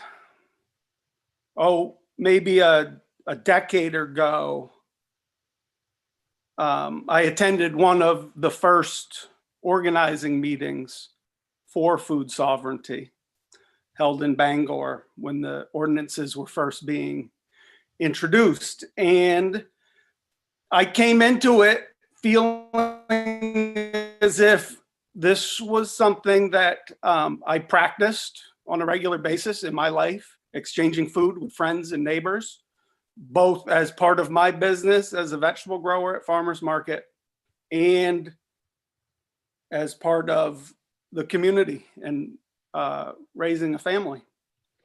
And I listened to the discussion. It was being mediated by Penny Jordan. And at the time, amongst vegetable growers, there was some concern over FSMA, Food Safety Modernization Act, which was coming down the road. And when I left that original meeting, my feeling was that food sovereignty was really something that was being exercised actively all over the state of Maine, and that this really fit in well with the culture, but that the need to maintain food safety rules for farmers markets was still important, and that we should be careful about having the food sovereignty movement move too much into the farmers market realm, because it's its own unique type of economy. And so over the decades, the number of farmers markets in Maine, the number of vendors who have participated in those markets, and the diversity of products that are available, local food, and the number of customers that we serve has all grown quite a bit. And in order to do that, we have worked together. You know, this is not about competition, but it's about cooperation and collaboration. And in order for that cooperation and collaboration to be effective, we have to have generally agreed upon principles and practices that we use to manage our markets. And over the years of experience, we've really been able to improve our ability to manage the markets for the benefits of the customers. And critical to that has been the food safety rules, which are tailored for the small scale producer and the local producer in the state of Maine, the home kitchen license, the raw dairy license. These are food safety rules that have allowed the markets to expand the number of vendors and the diversity of food to feed customers. And so really, you know, there's two different ways of looking at it, but from a significant majority of the farmers market community, we look at these food safety rules as policies that do support the ability of the community to engage in local agriculture. And, you know, I don't believe that inherently prohibiting the state from enforcing its food safety rules, it's not inherently connected to food sovereignty. I mean, it's entirely possible to grow the local food economy as we've demonstrated at the farmers market and still be following the food safety rules. And I would be happy to give some specific examples, but I'll just give you one. Years ago, vendor at the market, relatively new, and this individual got kicked out of a number of other markets because they didn't have the correct license and they weren't handling their food properly at the market. This was a really nice ethnic prepared food from her home country, very popular with the customers. And in these other markets, local businesses basically complained to the town where the markets were in that she didn't have the right licenses, she wasn't handling the food properly. And my response at our market was that what we really need to do is get her to be up to speed. And I could tell that the way that the food was being handled at market really was less than ideal. And at first we had this real challenge, you know, a real confrontation, and her and her husband were very resistant and they insisted that what they were doing was okay. And I reached out to the state in sort of an anonymous way and described to them the types of food products that were being offered for sale and how they were being handled. This was before the internet, so I couldn't really, well, I say before the internet, before I had internet. I couldn't really just Google this type of thing. And they went through the whole thing with me.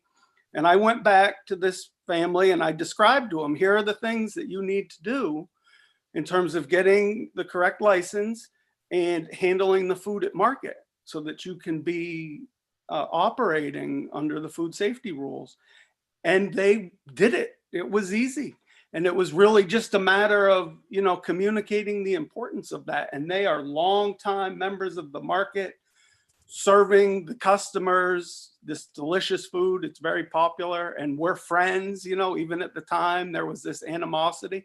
And I can't stress enough how having that neutral authority to go to with the science, you know, hot food's hot, cold food's cold. It takes away the ambiguity. It takes away the potential for intermarket conflicts, and it just creates a much clearer framework. And that's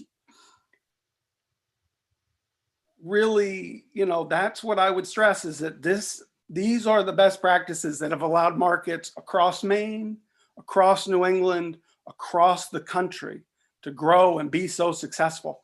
And by insisting that we should have this autonomy and municipalities maybe not fully understanding all of the science that might go into these types of guidelines, and not understanding the challenges of independently run farmers markets. One of the things about the farmers markets in Maine, unlike the rest of the country, is that we're all independent organizations. The Maine Federation of Farmers Markets is just that. It's a federation. And so we're sort of a central organization that is just a volunteer board that promotes good practices and facilitates a convention where, really yesterday or the other day, Nancy McBrady sort of downplayed the amount of support that the Department of Ag has given markets over the years. I don't know how many folks remember Deanne Herman from years ago, but she used to host an all-day farmers market type meeting at the Ag Trade Show. And everyone from across the state would get together and we would share stories and share experiences. And we would come away from that having learned so much more. And that sort of morphed into a farmers market convention where we would learn about best practices for marketing and managing marketing. And food safety scientists would come down and they would teach us about the best practices and how to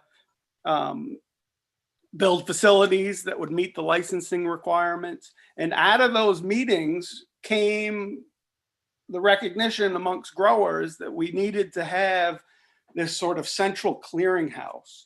And so we don't dictate policies to anybody. We don't have any markets.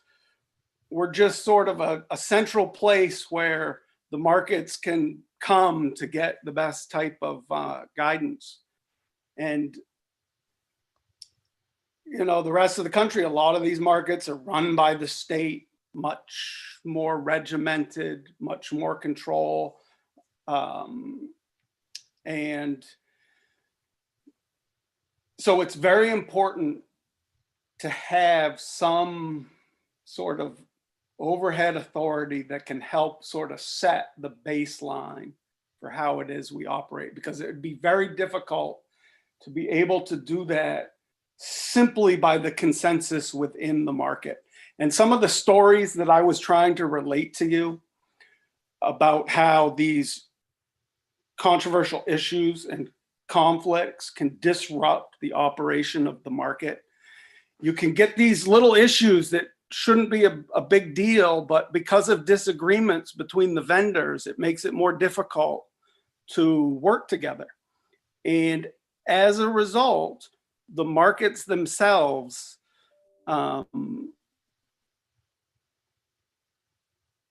struggle to serve the customers because people aren't getting along. We really need to be able to get along and work together to provide the best unified front for the customers.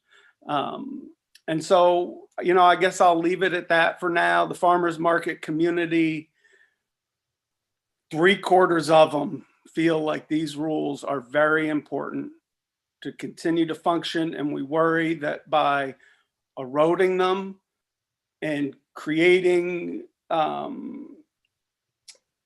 conditions where people can assert more and more independence from having to get the licenses and follow the proper food handling, that it down the road will cause more problems than it will benefit the customers. Really is, in my opinion, the customers are really who comes first. And I think that they would support us, if we were to survey the customers and really find out what they think, that they would support us in wanting to continue to have these guidelines apply to farmers markets. Thank you. Mark. Yep. Thank you. Representative Blucher. I'm sorry, Representative Hall, did you have another question? You're all set. I'm all set. Thank you. Representative Blucher. Thank you, Mr. Chair. Thank you, Mark, for being here. I'm on my phone and I'm trying to find so I can see Mark as I'm talking about this. Thank you.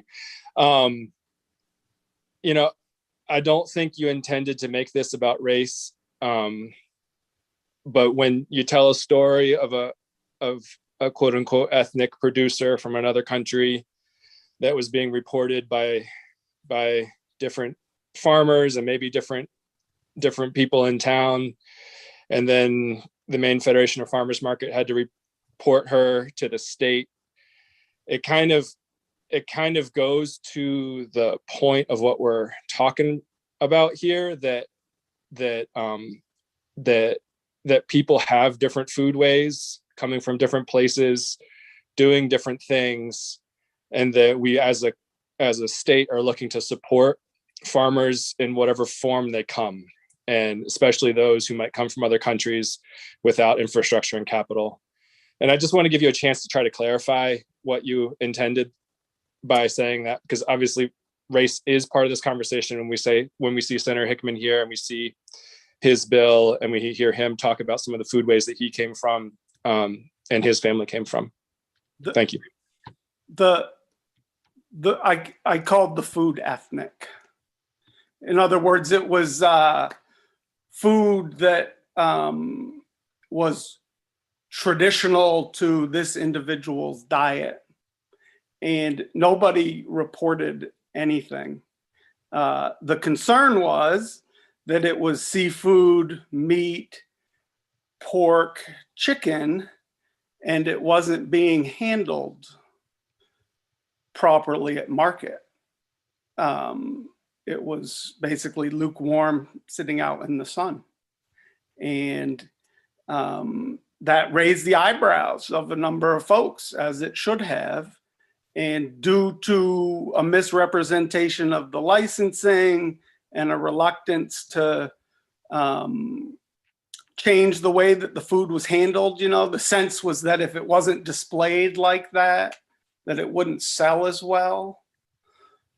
But there are different ways to promote sales, and probably mishandling food in the way that you have it for sale in a hot steaming parking lot in the middle of summer. Maybe that isn't the best way to promote your sales. And so what I was really trying to get at with that story was how me being able to understand from the Department of Ag exactly what the requirements were, and then to be able to work with the grower, rather than just saying, oh, you're not following the rules and you don't have the right license, you're out of the market, but to say, this is the license you have to have, and this is the way that you should be handling this product so that there isn't a concern. And, rather than it just being an arbitrary coming from me with no necessarily science background for the basis of why these requirements are, that it be kept in coolers or that it be brought frozen and it can be allowed to thaw at market. So it has nothing to do with somebody's background. I mean, the only part of that it does have to do with someone's background is because it's just a beautiful way of sharing somebody's culture, which, as we know, food is culture, and we want to have as much diversity and sharing of cultures. The town of Orono is a very diverse town because of the University of Maine, and there is a lot of different types of food and preparation of food that happens, and it's a beautiful thing. And the farmers market really goes a long way to supporting that.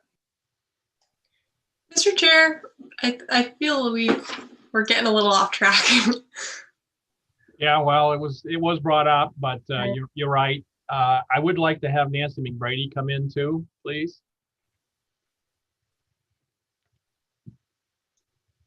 She's on her way.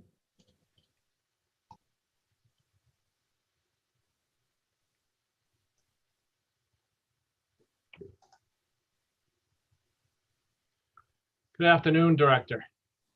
Good afternoon, everybody. Would you Nice to introduce see yourself, everyone. please? Sure. My name is Nancy McBrady. I'm the Director of the Bureau of Agriculture, Food, and Rural Resources. Well, you've certainly been listening to the discussion this morning. Could we have, you weigh in from the department standpoint, please? Yes, thank you for that opportunity. And first, I just want to acknowledge that I'm very appreciative of everybody's perspectives and passion and thoughts and experiences with and around food production and farming in communities in the state of Maine. I think we can all agree that it is important to support our farmers and food producers of all stripes.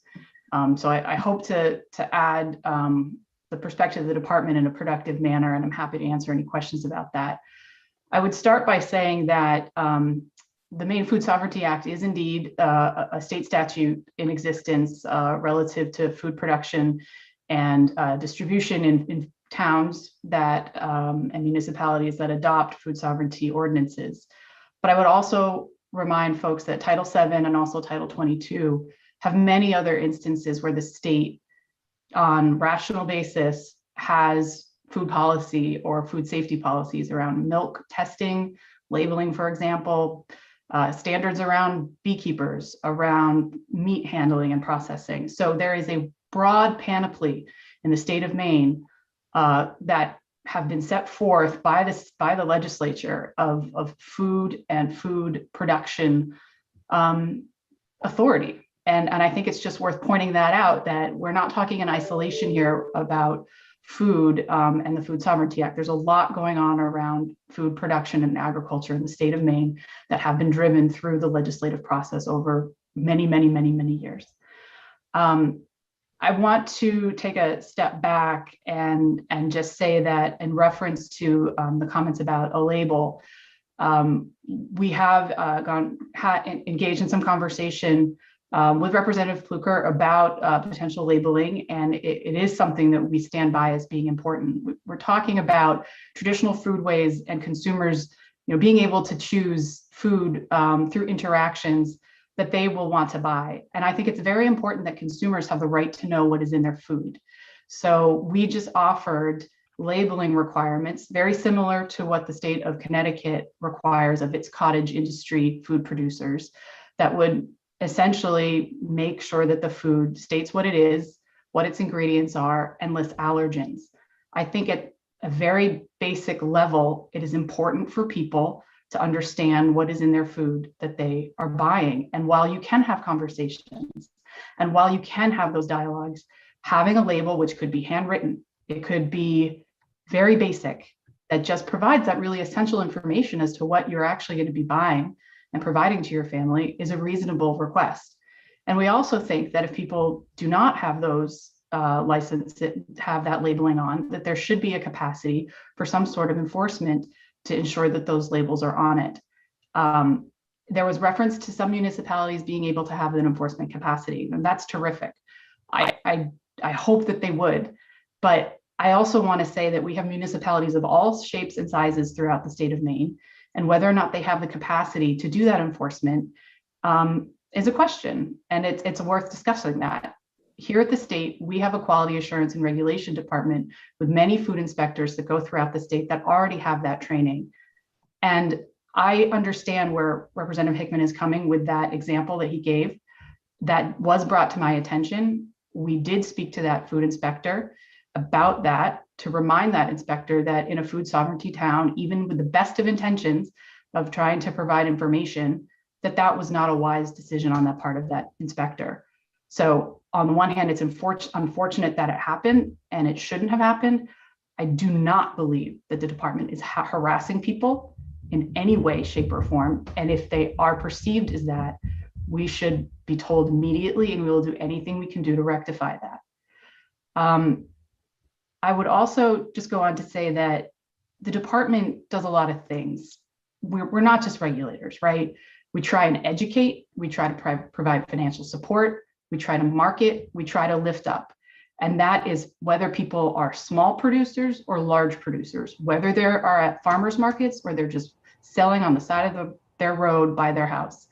We're not picking and choosing. This is all coming from a place of just wanting there to be coherent and basic food standards that prevent foodborne illness in the state of Maine.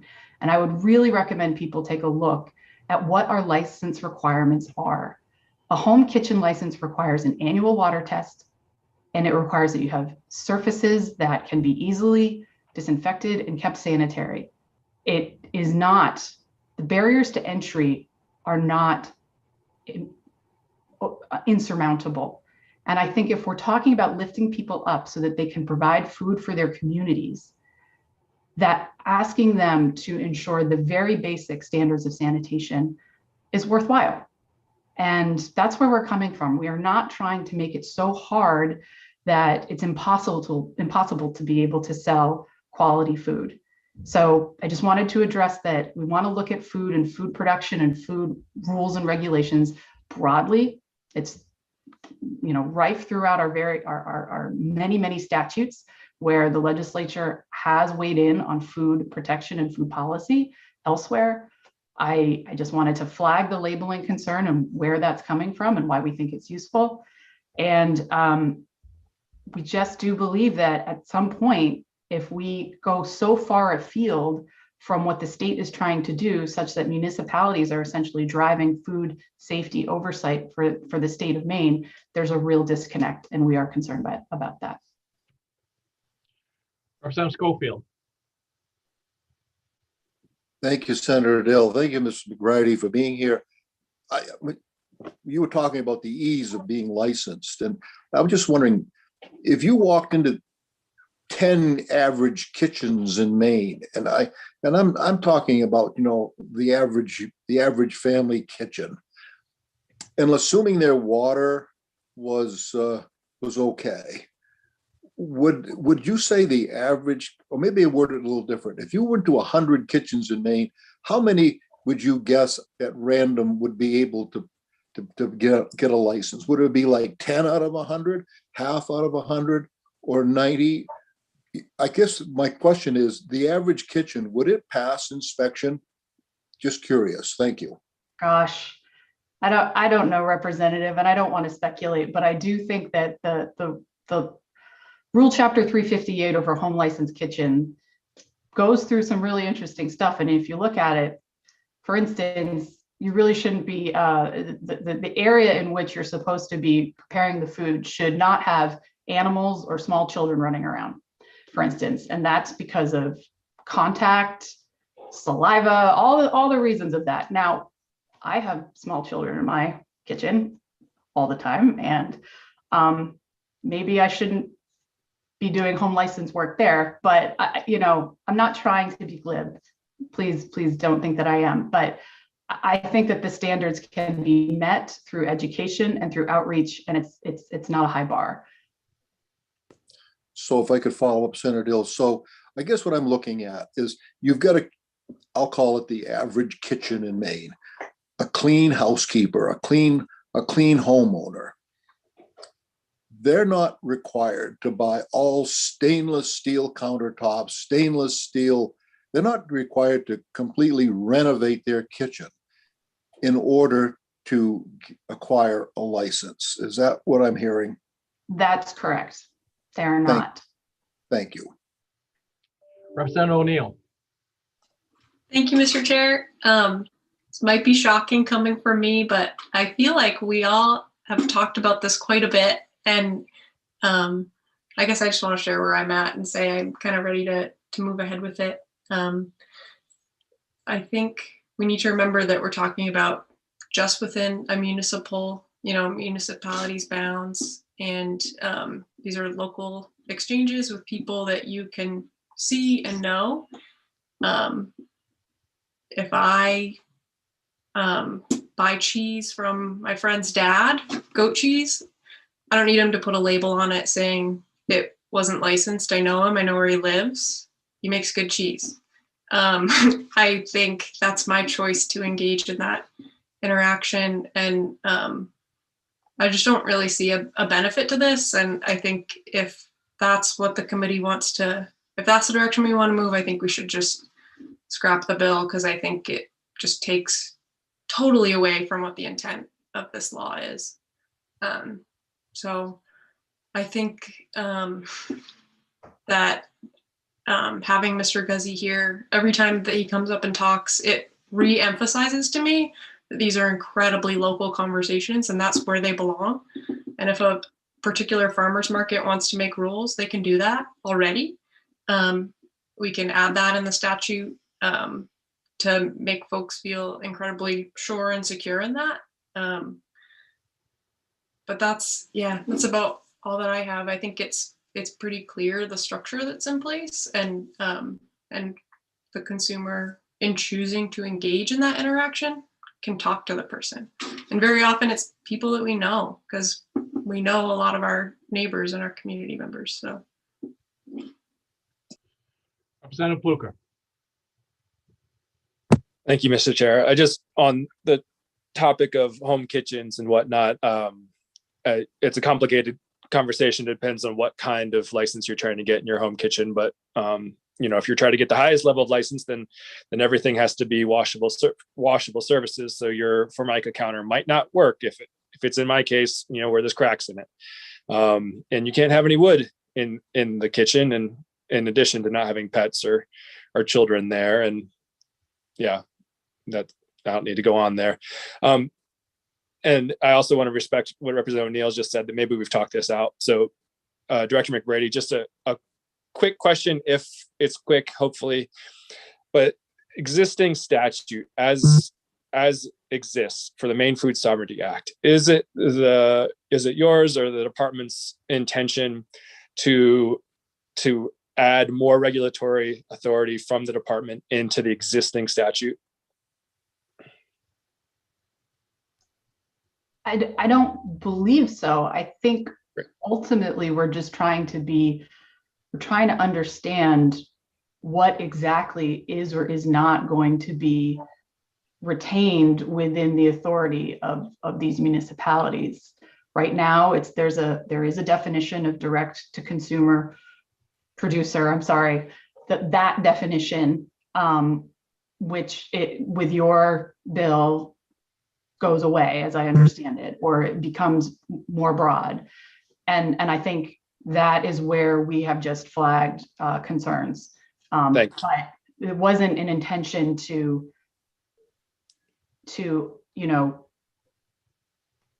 create a new system beyond what already exists with the licenses that we've just mentioned. Thank you. That's what I was looking for clarity on, that you're just in opposition to the bill. You're not looking to actually increase authority or increase state authority. No. Thank you very much. Thank you. Senator Maxman. Thank you, Mr. Chair. I was hoping to ask one more question of Senator Hickman. If he's still here, I guess he's still here. Senator Hickman, you here? Yep. Yes, Mr. Chair, I'm here. Thank you, Senator Hickman.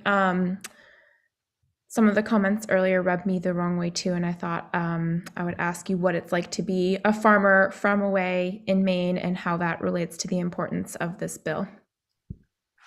Oh, wow. Thanks, Senator Maxman, for the question.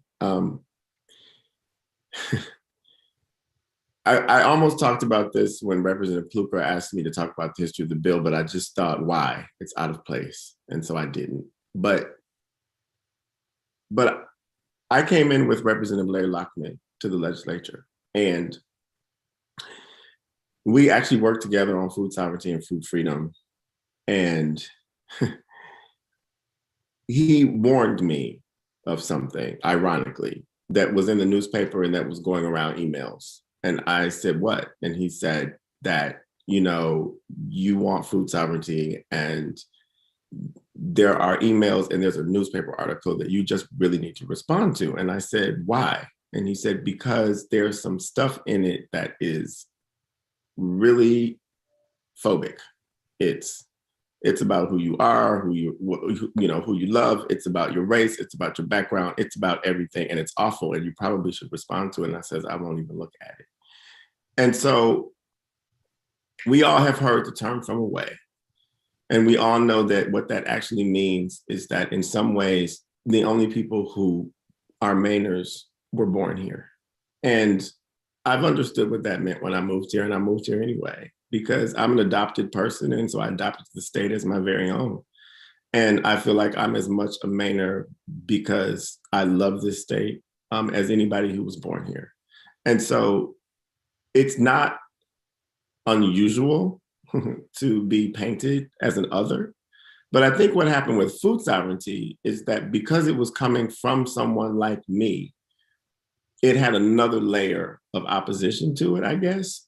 But what I also learned to understand about the opposition to the whole movement was that all farmers were being otherized by participating in this food sovereignty thing or wanting more food freedom. And they were dirty, and they were not legal, and they weren't legitimate. I mean, language is important. That is why we spent so much time defining everything in the statute. And so that hasn't oppressed me, really. I move on. But yeah, when I heard about the person who wasn't following the rules being someone of a different background, of course, my ears went like, oops. But here's the thing, it's okay. Mainers have proven that they don't care about any of that at the end of the day. And so I'm happy to be a farmer in Maine. I'm happy to be a state senator in Maine, and I don't feel at all taken aback by it.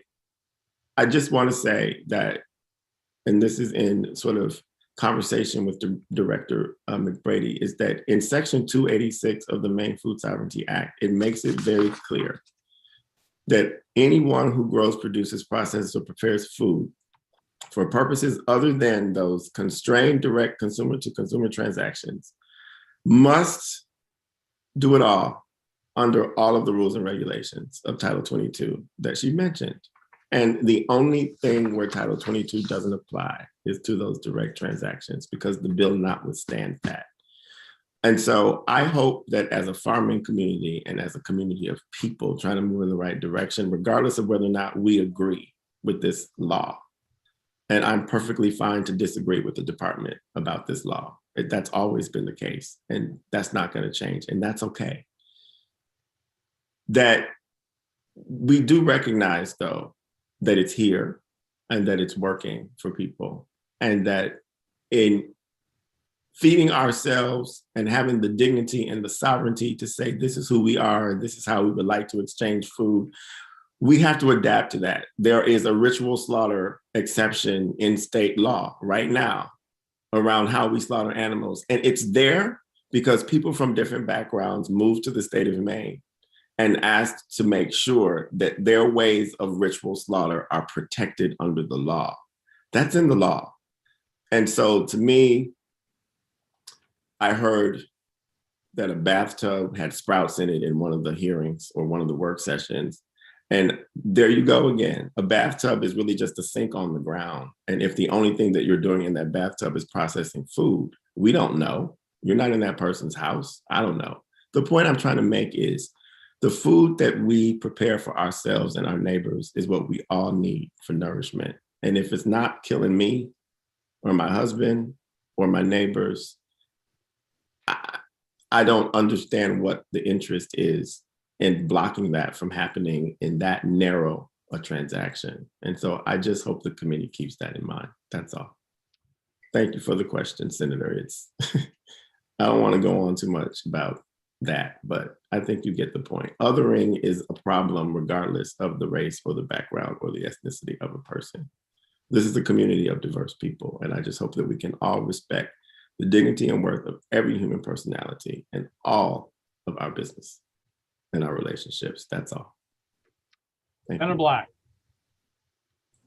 Thank you, Mr. Chair. First, I'd like to say that I am very appreciative and respect what Senator Hickman has done with this food sovereignty bill over the years. I was in the 126 with him and had many conversations, and he's moved me at great lengths to support many aspects of the food sovereignty bill. And we've got it, and through the legislature, we've got it to where it is today, where person-to-person transactions are taking place, and we've relaxed a lot of restrictions and moved so far in the last 8 years. But I would like to say that I do have concerns of going further. You know, I've been farming for 50 years. I think that would be longer than some on this panel, on this committee have lived. And I've gone through some of those crises that we've had in the past. I don't know how many of you can remember the 80s when we had the Palmyra cider crisis with the E. coli. I was around as a young person on a farm when we had to get rid of our, had to go to bulk tanks and milk to protect the sanitation of milk. And hundreds of farmers went out of business because of that, because they couldn't afford the inspection and the investment. But it has protected the general public, which we can debate are educated or not educated to where their food comes from. Some of the people we're talking about are educated and want to know where their food comes from, but some don't. And I just cannot move any further without some kind of labeling or restrictions on unlicensed food at farmers markets or in other places. And it's just because I feel, and I've seen it in the past, where a food safety crisis could jeopardize those of us and those that don't have licenses now.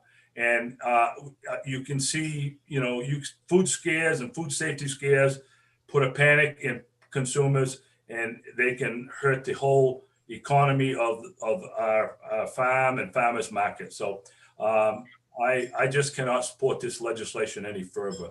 That's just where I am. Thank you. Thank you. All right, Cheryl, would you please call the roll? We have a motion on the floor, I believe. If you can unmute yourself. There we go. Is it the ought not to pass before it was tabled? Yes. Okay. LD 574 ought not to pass. Senator James Dill. Yes. Senator James Dill, yes. Senator Russell Black. Yes. Senator Russell Black, yes. Senator Chloe Maxman. No. Senator Chloe Maxman, no. Representative Margaret O'Neill. No. Representative Margaret O'Neill, no. Representative Randall Hall. Yes. Representative Randall Hall, yes. Representative Thomas Schofield. Yes. Representative Thomas Schofield, yes. Representative Lori Osher. Yes. Representative Lori Osher, yes. Representative Joseph Underwood. Yes. Representative Joseph Underwood, yes. Representative Scott Landry. Yes. Representative Scott Landry, yes. Representative Bill Pluker. No. Representative Bill Pluker, no. Representative Jeffrey Gifford. Yes. Representative Jeffrey Gifford, yes. Representative David McCray. No. Representative David McCray, no. Representative Susan Bernard, absent. No. Oh, she's there. I got to see your face.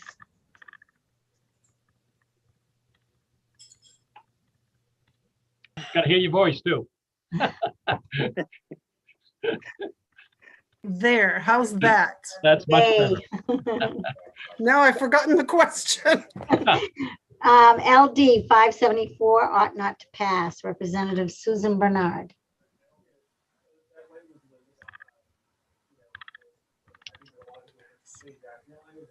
Yes. Representative Susan Bernard, yes.